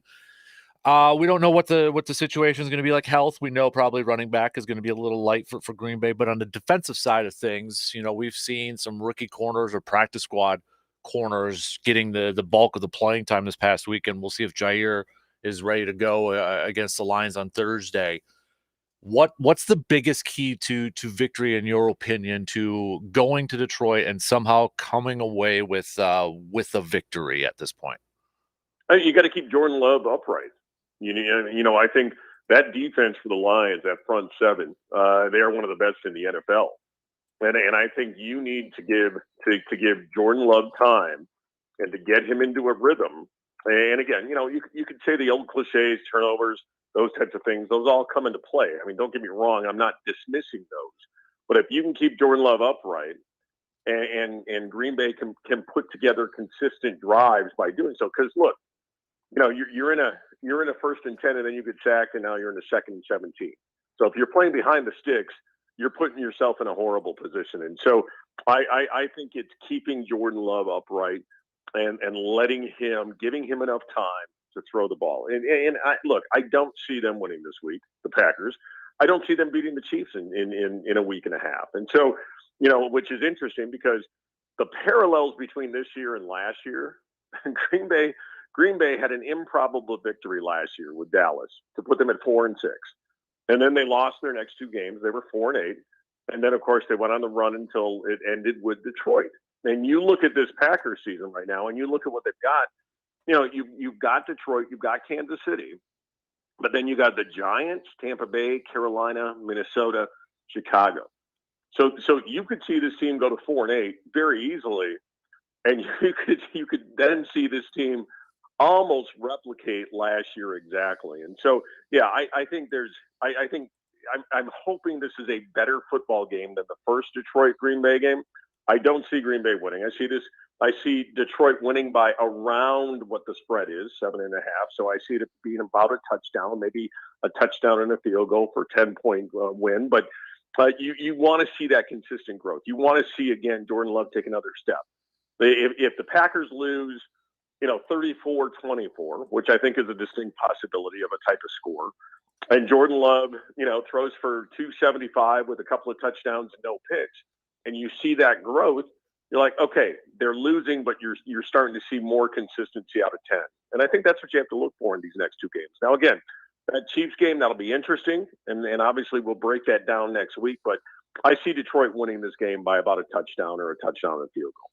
I don't know what your thoughts or where your mind's at for the rest of the season, but what would you say to maybe some Packers fans out there, and there are some, that don't want this team to win a bunch of games down the stretch here, just to improve their draft position? You know what? I don't care what level of football you're playing or coaching. If you're on my team, if I got a coach on my team, or I got a player on my team, or I got a front office exec on my team hoping for losses, you're not on my team. You play to win the game. You play to win the game. I don't care what level of football you're coaching or playing in. You play to win the game. And if Green Bay doesn't win a game the rest of the year and they get a high draft choice, okay, hopefully these young players continue to grow, even though it's not showing up on the scoreboard. But the bottom line is players need to feel like they can win. And I thought the post-game presser with Matt LaFleur was really, really good this last week. You talk about moral victories. In the Pittsburgh game, you could pull some moral victories out. But when asked, does this mean more because you actually had the W? And Matt LaFleur said, absolutely. Players need to start believing in themselves that they can do this. Coaches need to believe in the schemes. And the only way that you get more belief in a scheme from a player or a coach is scoreboard. And so Packer fans who complain about the Packers winning late in the year, in my opinion, they probably hadn't played a lot of football themselves, because you play and you coach to win the game. End of discussion. And so for those Packer fans that bemoan the fact that this team might go 7-10 this year, which is not a great position to be in because you're probably not making the playoffs and you're not getting a high draft choice, it is what it is. but you play and you coach to win the game. Bottom line. Joe, appreciate the time as always, sir. You have yourself a good Thanksgiving week, Thanksgiving Day coming up here in a couple days. Hopefully, maybe we're talking about an upset win, but if not, we'll catch up with you next Tuesday. Okay, sir? All right, real quick, did you get your buck? No, and thanks for reminding me about it again. So, yeah. Oh, sorry. I didn't hear and I hadn't seen anything posted, so I'm like, I had to ask if you got your buck. So, you know what, though? I'm sure, like most of Wisconsin hunters, you still enjoyed your time out there. Well, I'm not done yet, so we'll keep the hope up for the next couple days after, later on in the week. So, hopefully. All right, brother. I'm thinking of you, and if you do get him, I want to see pictures. All right, sounds good. You have a good week, man, and we'll catch up soon, okay? All right, happy Thanksgiving, brother. You too. There you go. Joe DeGuano joining us here this morning. Before we head to break here, just a quick note. The Steelers have just announced that they have fired their offensive coordinator, Matt Canada. That was a lot of, for some Packers fans after that Steelers game, kind of saying Matt Canada outcoached Joe Barry. And, well, now Matt Canada, a guy who has been rumored to be fired for a long time, now officially out in Pittsburgh. So, all right, we'll take our final break for the second hour here. Don't forget to get your What's Your Beefs in. We got a few more to get to here. Plus, who has been the youngster for this Packers team that has maybe really stood out to you so far, maybe from the last couple weeks? Hit us up. We'll be back in just a few minutes.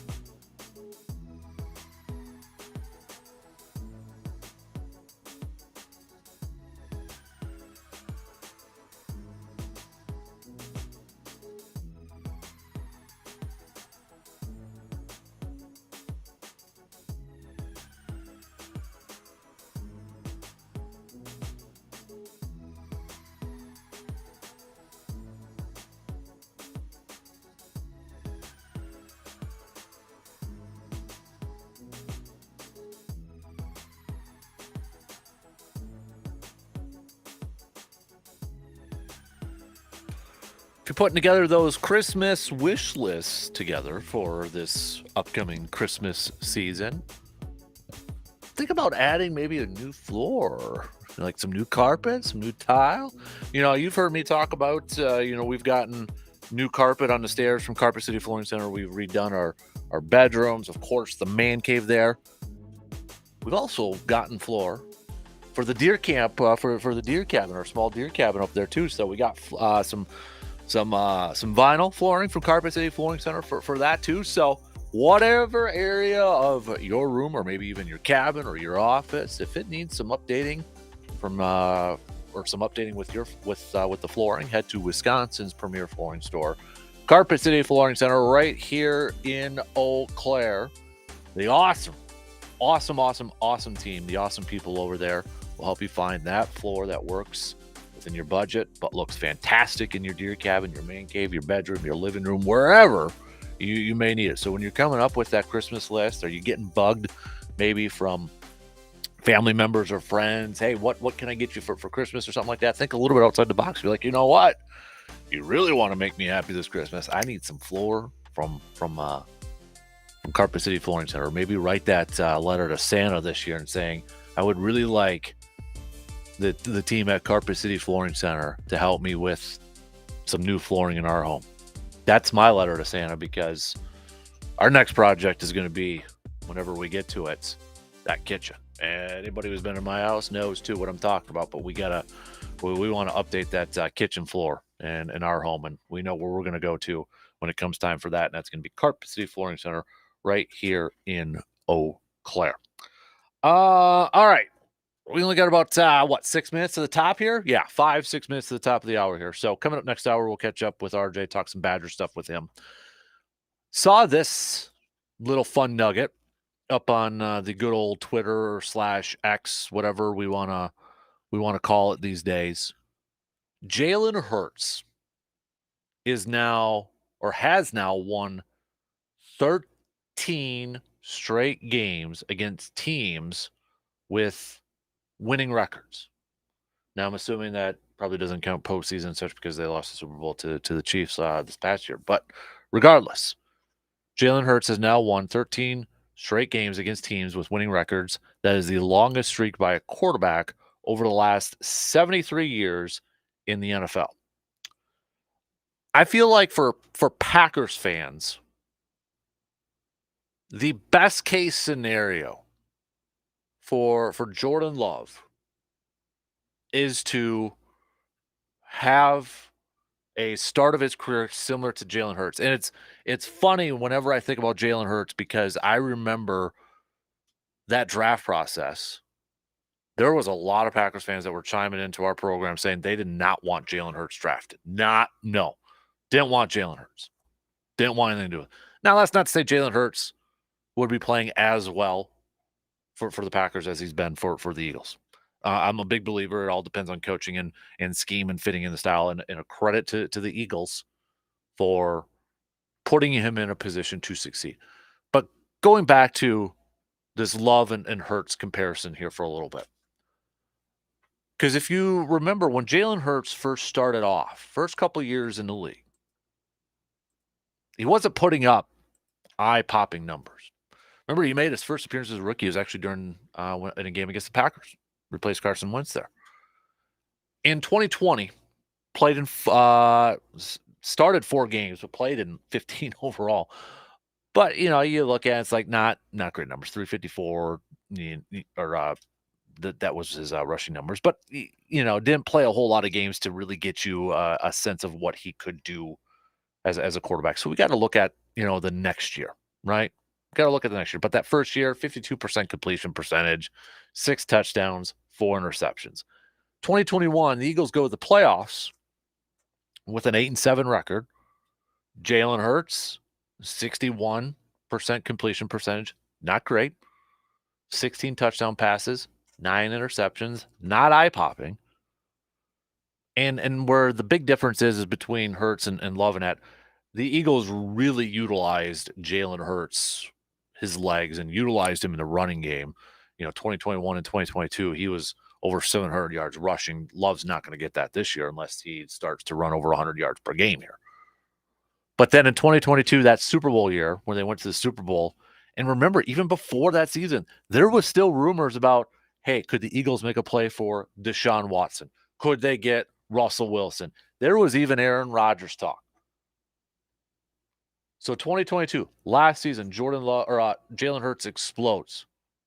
14-1 record, 66.5% completion percentage. He's better this year at that. 22 touchdowns, 6 interceptions. Point being, that to me, it would be like the perfect scenario for Jordan Love. And I get it. You know, Hurts started off playing right away as a rookie. Love sat for a couple of years here. But now he's finally getting some in-game action, getting that experience. But that would be like the ultimate. And I think this is an example of, like, Jalen Hurts is like a perfect example of, and a lot of sports fans don't like this, but patience. Patience. Letting him grow. And right now, Jalen Hurts is one of the better quarterbacks in the entire league. The Eagles have done a fantastic job with surrounding him. Remember, was it 2 years ago when they made that draft day trade to bring in A.J. Brown? Giving him guys to succeed. Surrounding him with talent. Maybe Green Bay can kind of do something like that this offseason. But that, to me, would be like the perfect ascension for Jordan Love. The best case scenario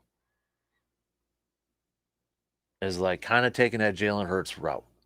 All right. Not the greatest statistic numbers. His first year starting, his first full season starting. Not the greatest. 61% completion, 16 touchdowns, 9 receptions, a lot of rushing yards. But then really exploded, gaining some confidence heading into the next couple of years there. Hopefully that's something like that's in the cards for Jordan Love. We'll be back.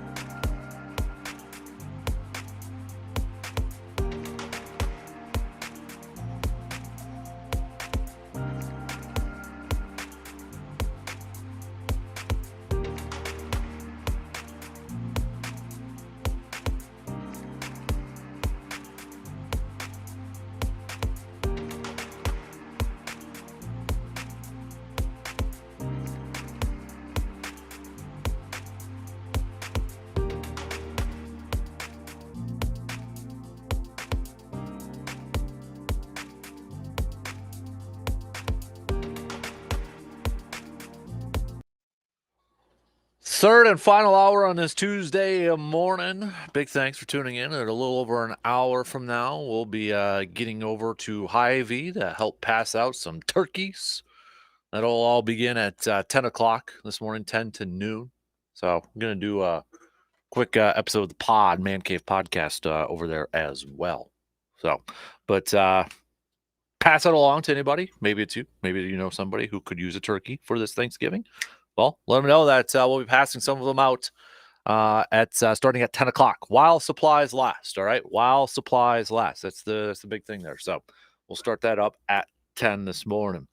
It is also a What's Your Beef Tuesday with our good friends from Ray's Place over there. If you got anything that's grinding your gears, or what's your biggest beef right now, hit us up with a text, because the best one, you're gonna get a free famous hot beef or ham sandwich from Ray's Place. And while you're there having that sandwich, maybe order a bowl of their Spanish stew as well.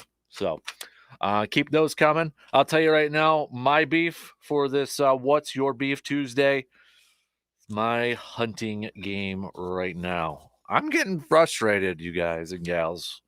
I know it's about being out there enjoying time, and I do. I did see, quick story, little side tangent.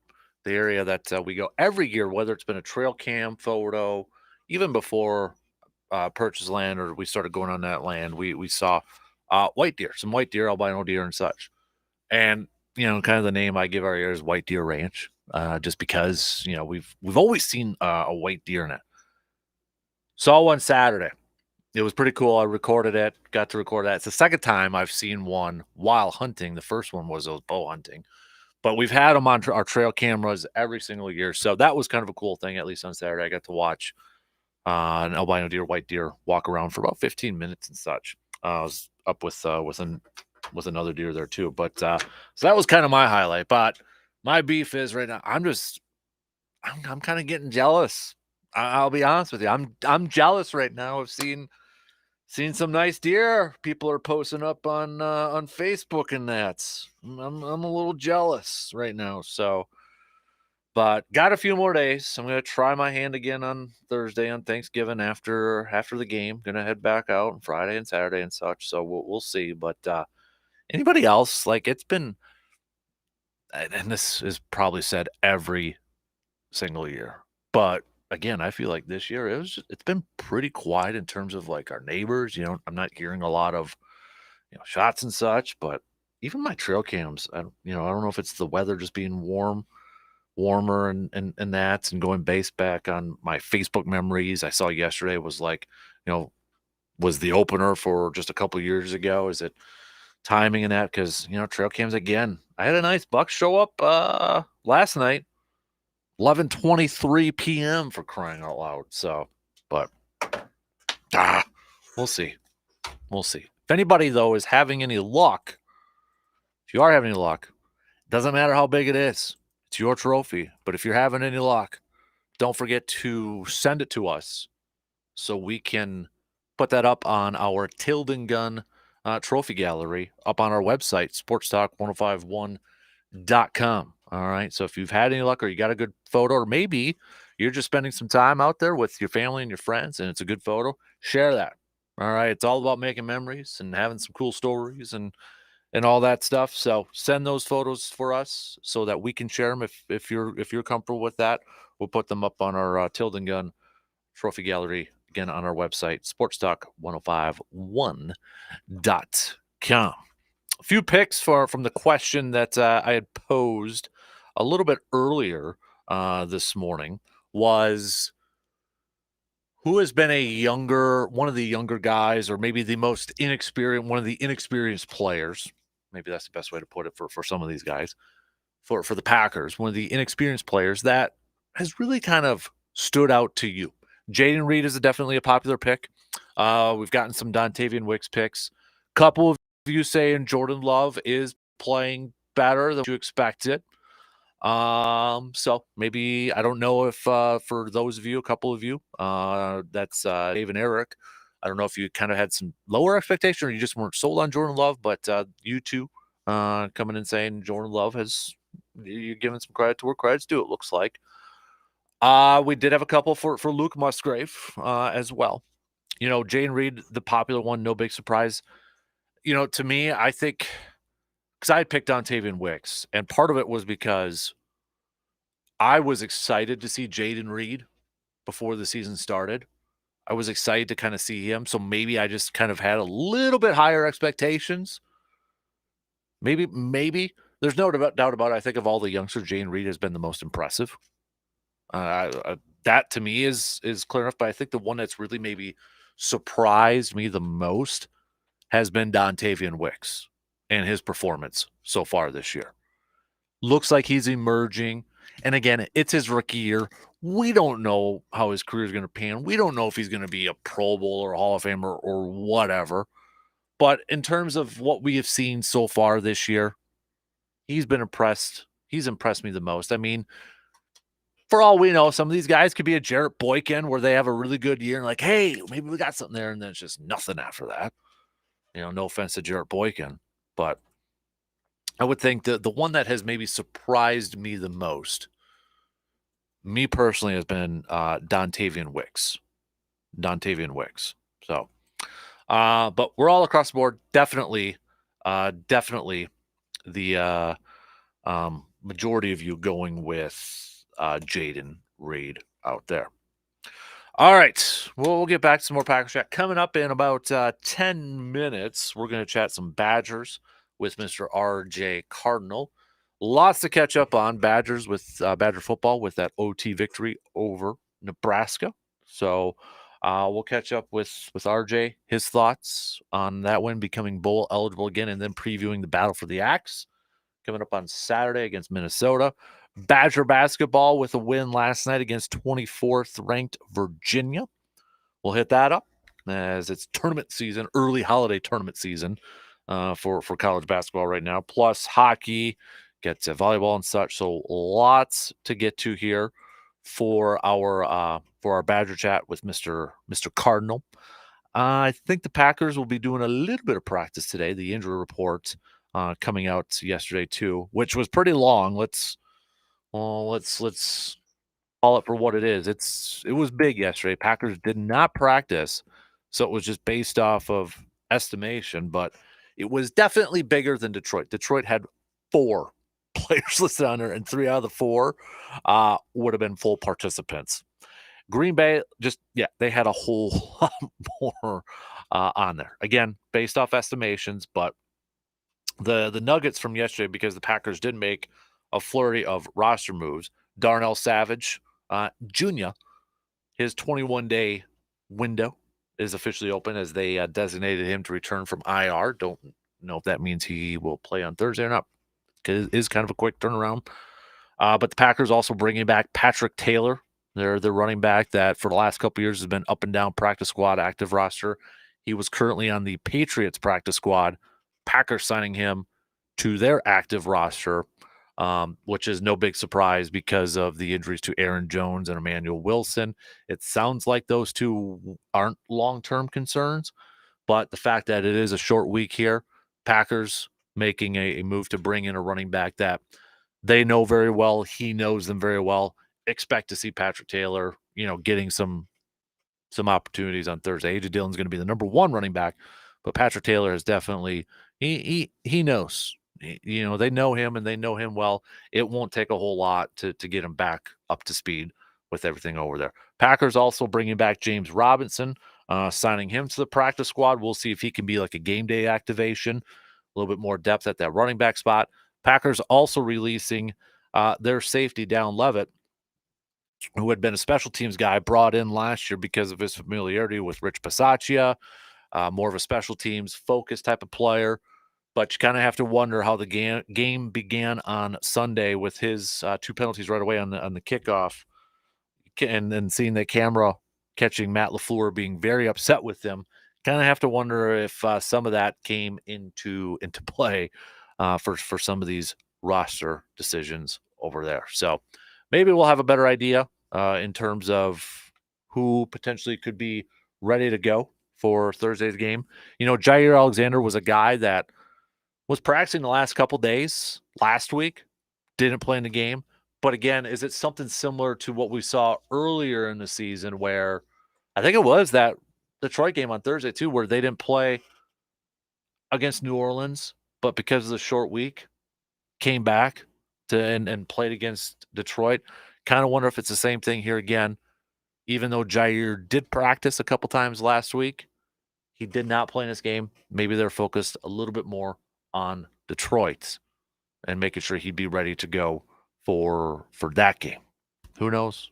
They won't admit it probably publicly in that, but we shall see.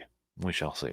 So, okay, we got some beefs to get to here. My beef is similar to yours, Dan. This is from Craig this morning. No deer for me yet, but still holding out hope. Got plenty of time. Hopefully, it kind of picks up for me. Okay, yeah, your beef. We got a couple of them actually from some of you from the hunting. Shout out to Coach V, who's actually listening to us from his stand this morning. Best of luck, Coach. Don't know if you've gotten anything yet or not, but he's listening to us from the tower stand. I don't know why, but I've seen more photos, I think, this year on Facebook from people like with these fancy stands, and they've got like a tablet up there. They're watching some TV and such, and just hanging out and cooking their. I've seen more photos of those stands. I've seen them before, but I feel like there's more photos sparking up like that. Has anybody got a stand like that where they got a little TV hooked up, maybe a tablet hooked up where they get reception, they can watch something? You're cooking stuff up in there. I mean, come on, I'm kind of jealous of the comfortableness for some of you out there.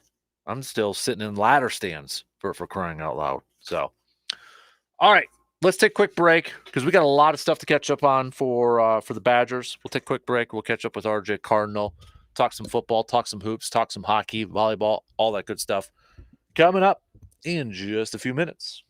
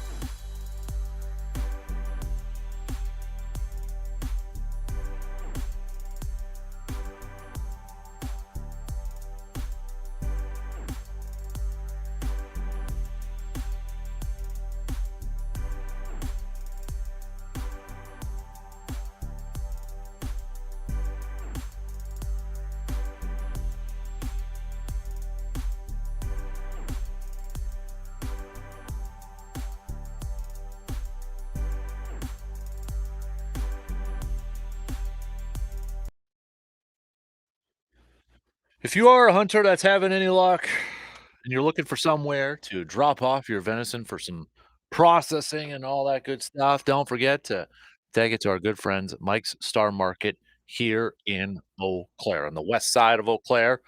Just give them a visit. Check out their Facebook page for some pricing and some details on some venison processing and such. But if you are one that's having some luck and you take it over to Mike's Star Market, be a friend and let me sample some stuff here too. So, again, if you are one of those hunters who's having some luck this year and you're looking for somewhere to drop off your venison for a little processing, nobody better in our area than Mike's Star Market right here in Eau Claire.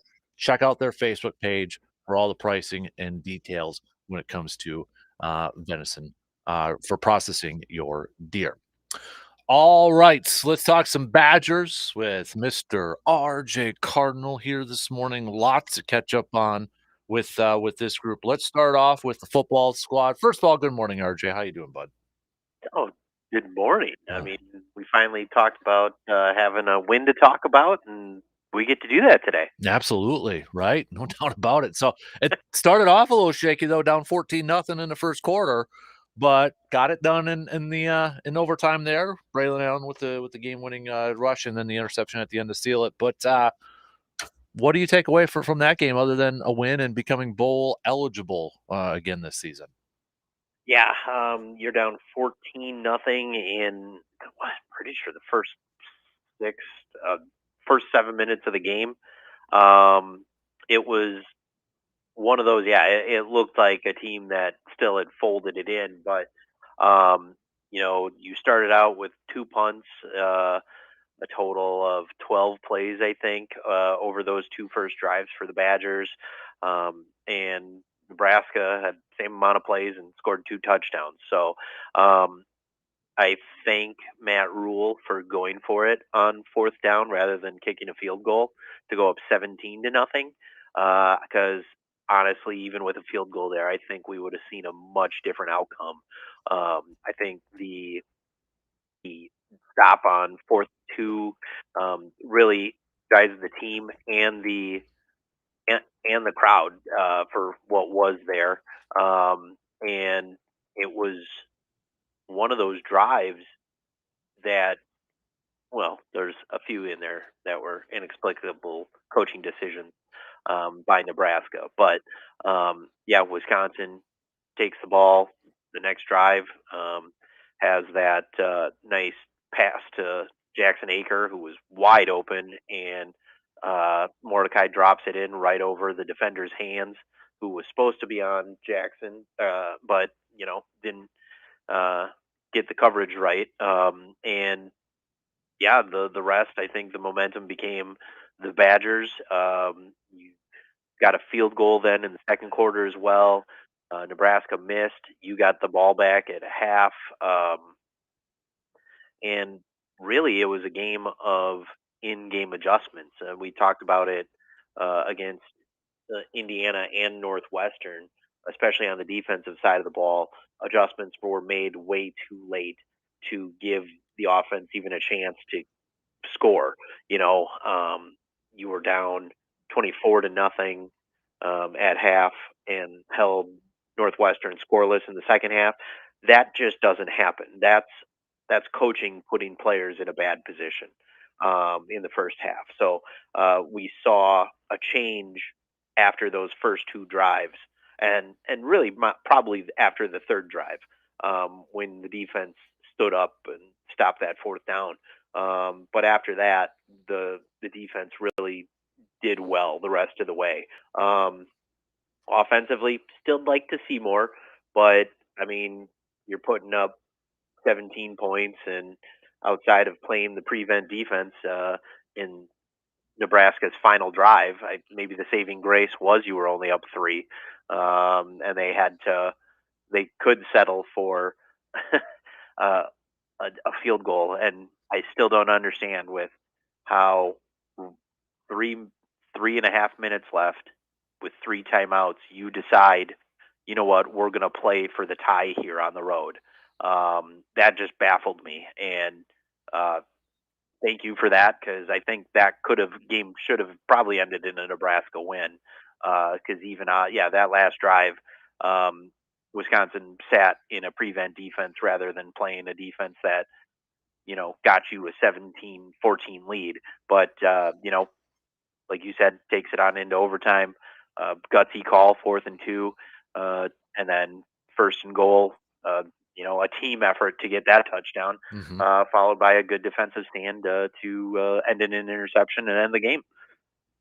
RJ, we've got the Gophers coming up here, and when we talk to our good buddy Joe Grabowski every week, every time I mention Minnesota or the Gophers, he gets this look on his face like that's the team he always got. Like that's his main rival from his playing days. That was a team that he always, just like that's the one I want to beat.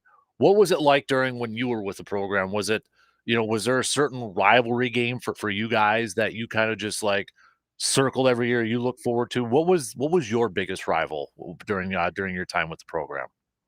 Oh yeah, it's definitely Minnesota. Okay, that's a trophy game. That's the longest running rivalry in college football history.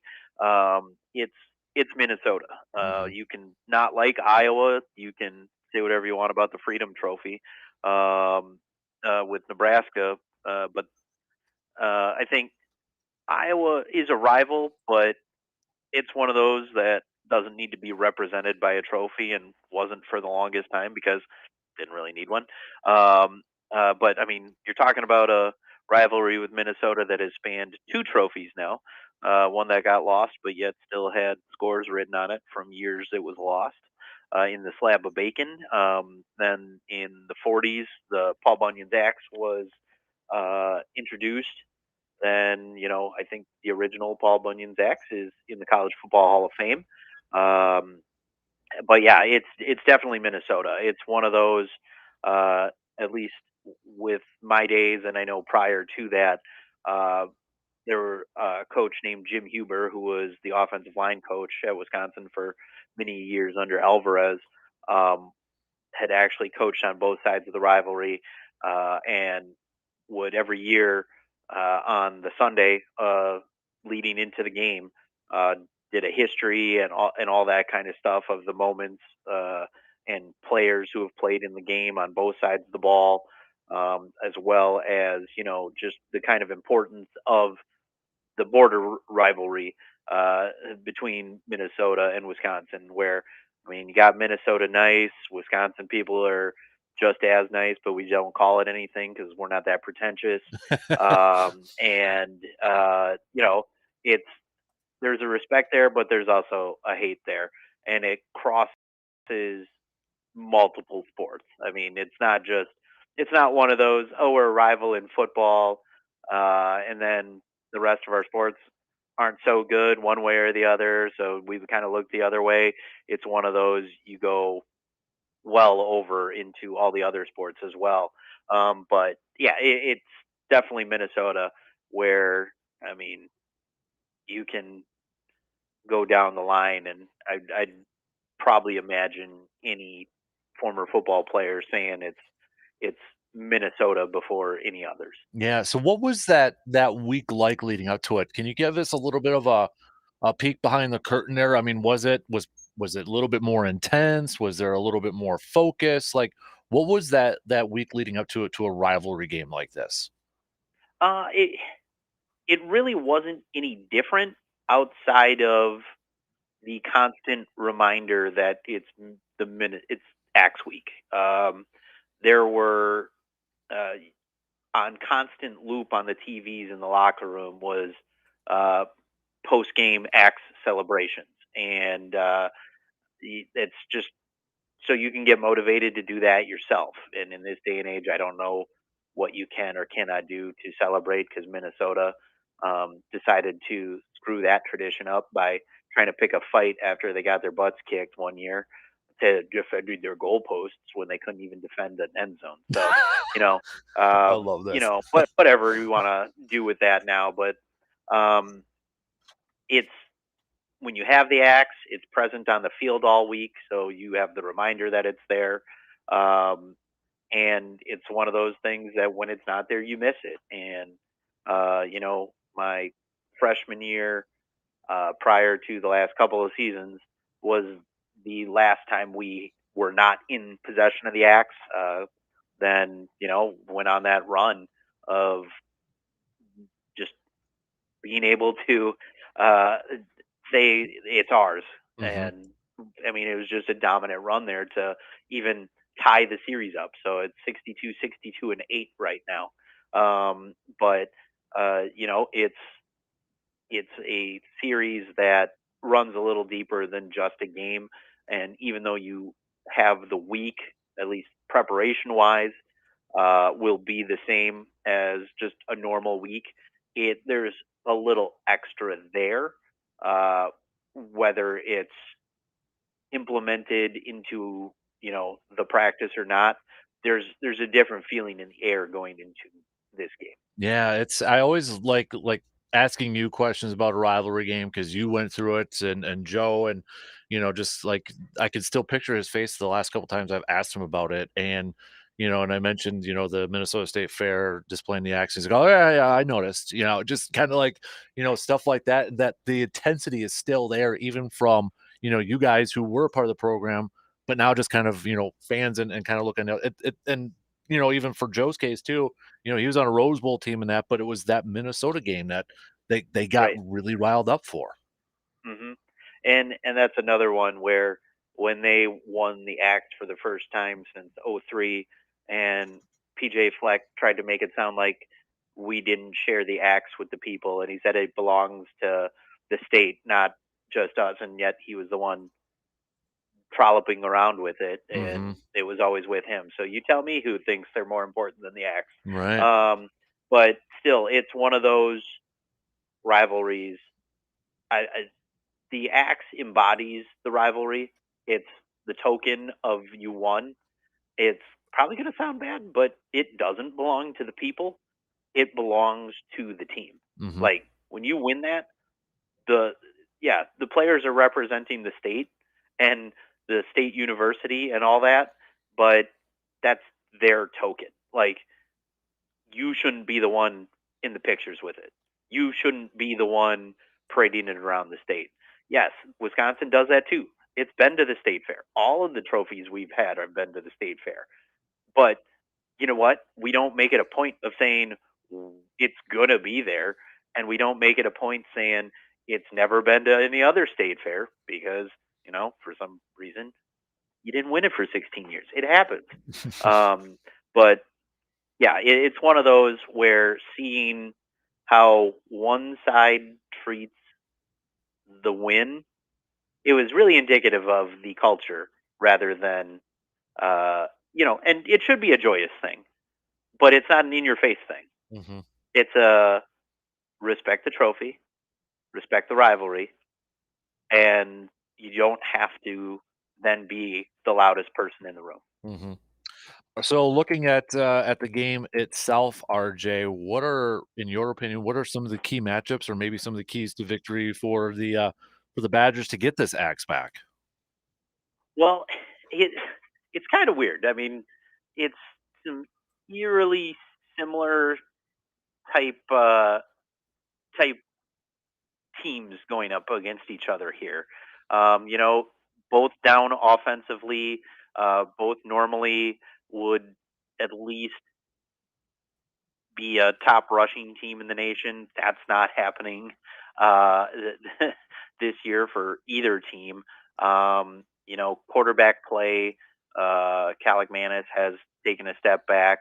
I mean, it's not like ours is doing much better. But the running game for both of these teams has taken a step back. Offensively, it's just odd to see these two teams not have like service academies type rushing attacks like they have in the past. Scoring is down for both these teams when they play. Just in general when they play. I was going to say good defenses, but that's not even the case. It's one of those eerily similar, just seasons for these two teams right now. And the only difference is Minnesota will be fighting for bowl eligibility, so they might even have their backs against the wall a little more and have a little more fighting in them. But I mean, that's on top of the rivalry game. It's not because it's the rivalry game. When you're scratching and clawing to get that extra month of practice by becoming bowl eligible, you get desperate, and that's a thing that happened. If it was shoe was on the other foot, I mean, you probably see Wisconsin pulling out all the stops. It'll be a little interesting to see how some of the dinged up players for Wisconsin, what kind of playing time, if any, we'll see. Just on the Wisconsin side, you can put Minnesota at 5-7. They miss a bowl game. They lose the axe all in 1 year, and you can see maybe PJ Fleck try a 52-yard field goal just to put points on the board against a team like they did last week, just to say, hey, we weren't shut out. But it's one of those. It's still a game where I'd like to see a better start out of the Badgers, because still in a game like this, getting down 14-0, it can be an issue on being able to put points on the board and all that. But I mean, as of late, a lot of teams have been putting points up on the board, except Iowa against Minnesota. So, not saying Wisconsin will or can, because we have seen issues with that. I mean, their two highest point totals in the last 5 games are 25 and 24. And, those are your 2 wins. Other than that, you scored 14 or less against some lesser defenses and Ohio State. But yeah, it's a really hard game to look at and be confident still, even though last week you had a confidence boost there. It's still a little hard to be confident and say Wisconsin can win this one. And with going away. Before I ask for your pick, I want to catch up on a couple other things. First off, the team of the night last night, according to the Field of 68, Badger men's basketball, picking up a win over the newly ranked top 25 Virginia Cavaliers, but kind of in dominating fashion there a little bit too. But RJ, maybe Stephen Kroll and Tyler Wall got the hint from Coach Greg Gard about being aggressive in the paint, because both those dudes coming away with 10 boards and Stephen Kroll even leading the team in scoring with 15 points last night. Yeah, for Tyler Wall, it looked like the first half was definitely not good for him, and he and Chucky kind of struggled there. But we talked about Blackwell a couple weeks ago, and I mean, you just watch him, and I think Wisconsin. It's pretty amazing that not a lot of teams were offering John Blackwell out of high school. I think was it one major scholarship or something like that he got offered? Yeah, and I'm not sure if that's one other than Wisconsin or if it was Wisconsin. Right. So I mean, it's one of those, and I mean, anybody who was dressed last night got in and played.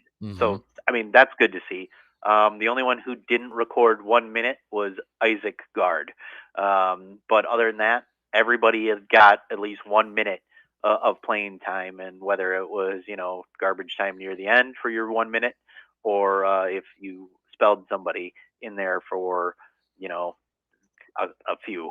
Connor Season got in there. I don't know if his minutes are still limited due to his injury, but it doesn't seem like he's a minutes eater right now in this offense, or defensively wise too. But it was really good to see. Still hit the under by 20 some odd points. But winning by 24 over Virginia, that's pretty good.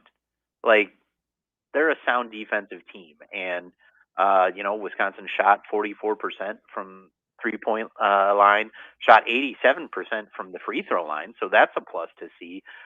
Field goals overall were right around 40. So, I mean, it's a team that I think I saw the stat of averaged 1.2 points per possession against Virginia, which it's usually tough to come by a 1 against Virginia. So when you're over that average, it sounds really bad when you still look at it, but Virginia can hold some pretty good teams to low points per possession. And overall, it was just a good game to watch and see that you can hang with good teams. Mm-hmm. Absolutely. So their Fort Myers tip-off continues. I can't wait for that beginning of December, though, for that. Marquette with the win last night, too, and they got Kansas tonight here, too. That's going to be an epic matchup between those two. It might be the one time I root for Marquette. Right? Yeah. I cannot stand Hunter Dickinson. Yep. That guy can just go away. Badger volleyball, RJ. So they've got a big one coming up on Friday against number 1 Nebraska. But they were struggling here as of late here a little bit. They lost to Penn State. They lost to Purdue. They did pick up a win against Indiana here. Mm-hmm. Anything to be concerned about with this Badger volleyball team as they head into this match against Nebraska? I'm okay with it. It's you go on the road in the Big Ten against ranked opponents, and Penn State they kind of got dominated in, but you lost a close one, 5 sets to Purdue. It's the Big Ten, mm-hmm. Probably going to have the most teams in the NCAA tournament, and they could be looking ahead. Who knows? Worried about the matchup coming up here. I believe Nebraska locked up the Big Ten championship, so they're your automatic qualifier there for the NCAAs. But a big matchup coming. You don't have to worry about anything moving forward here. Enjoy your team Thanksgiving. It's not like they're letting them go home for that. Yeah. And then just focus on volleyball here because, usually you're done with some classes by now, unless you got, a test or something that a professor's being a a-hole about. But yeah, focus on volleyball, get ready for the matchup. And it's not like they were playing bad volleyball, but just watching some of those games, it looked like something was off, and hopefully you can get that figured out, pull off an upset, and then roll into Saturday versus Iowa and get ready for the NCAA tournament. Yeah, that's going to be coming up here really quick. And then men's hockey, down weekend after having such a huge run, but they did fall, getting swept by number 11 Michigan State. But hey, they're going to be in Madison here for the next few weeks. So if anybody wants to check out this team, because they got Anchorage coming up, and then Ohio State, and then Penn State before the Christmas break here. Yep, and then they'll be over in Milwaukee for the 28th and 29th for the quick. The Quick Trip Holiday Face-Off. Yep. Yeah. So they have that coming up too. So they're in the state for the next month. Yeah. So but you know what? Yeah, if I'd say go check it out. If you're into hockey and you haven't gone to a Wisconsin game in a while, team's still ranked. They stumbled,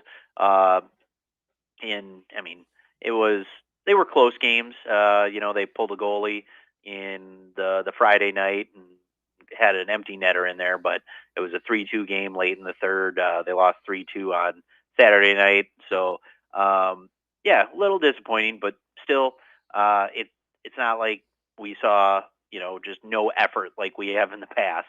But it's one of those, you make your corrections, move on to the next series, and nothing you can do about the last one. So just focus on Alaska Anchorage coming up here Friday, Saturday, and you go from there. Mm-hmm. All right, so I'm going to ask you for 2 picks here, RJ, before I let you go. Badgers, Gophers, and then Michigan, Ohio State. Oh, okay. Let's see. Badgers, Gophers. I'll go 21-17 Wisconsin. That's a high-scoring game for those two, man. Jeez. I know, but it's one of those. The defenses, both of them, have been able to give up chunk plays. I mean, Minnesota had a bit of a shootout with Purdue. It was 49-30. They had a close one with Illinois. They lost 27-26. I don't know if I can trust the Wisconsin defense to start a game. Right. I just don't know if I can do that yet because they haven't proven themselves lately. And it could be one where they give up some points early and, make the corrections. I hope it's one of those whatever your scripted plays are, probably should end them sooner than you think. Because that seems to be an issue. Because once you get off of that seems to be where you're able to be more free and make your changes. And I think that might be what's going on here. But, you never can tell if you're not in those meetings how many plays Tressel scripts, but it seems like it might be too many. If we get a free-flowing defense as soon as possible, it could be something that turns into a little more less of a game. Then we'll go what? Michigan, Ohio State. Ooh, that's a tough one. Honestly, I don't see the ability of Ohio State's defense to really clamp down on Michigan's offense. I have a conspiracy theory with this game that I'm still going to ride with. Yeah? There's no way What's the that? NCAA wants Michigan in the college football playoff, so Ohio State's going to win this thing. I mean, you're probably not wrong. And maybe the Big Ten doesn't want that either. So, I mean, but I still think Michigan wins. Ooh, all right. And probably 28-27. Ooh, look at that. I like that. Yeah. Wow. All right. Well, hey, dude, appreciate the time as always. Enjoy these final games and have a great Thanksgiving, bud. And we'll catch up with you next week and recap it all with us.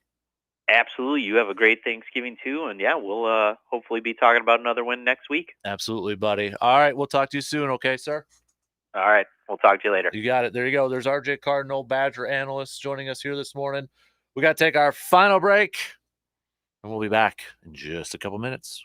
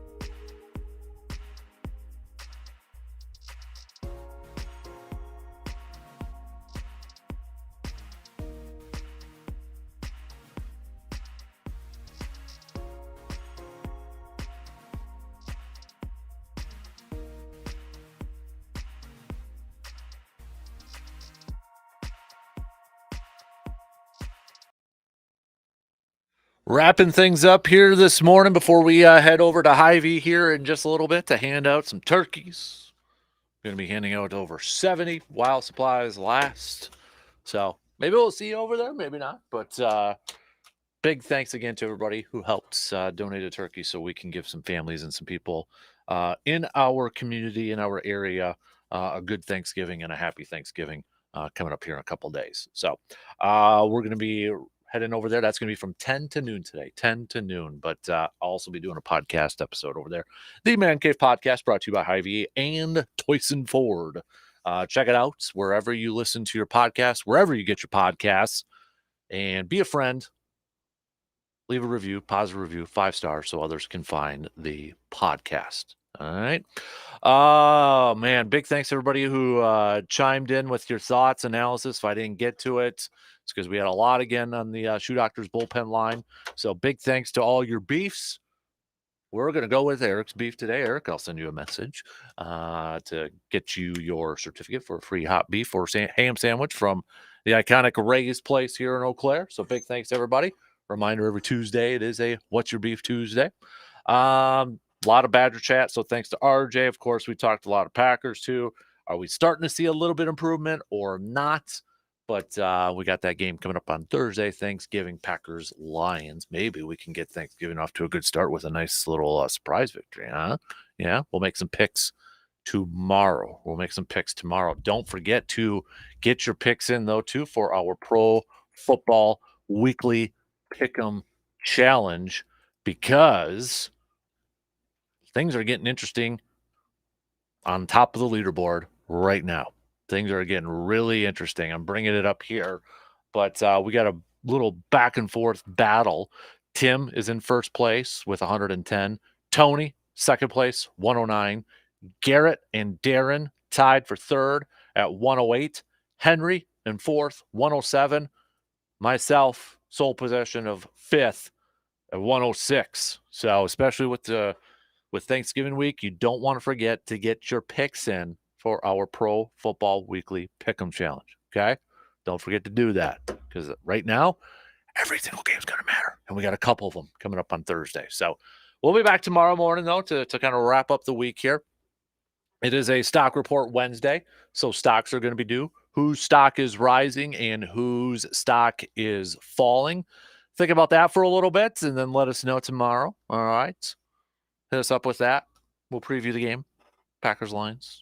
Big game tomorrow night. Bucks and Celtics. Oh, Nelly. And then, of course, we'll talk a little bit about the Axe game, too. That's going to do it for us. Enjoy your rest of your Tuesday. Maybe we'll see you at Hy-Vee. Maybe we'll see you at Hy-Vee here in a little bit. We'll be back at it again tomorrow morning, just past 6. Talk to you then. Show on WAYY Eau Claire. W280.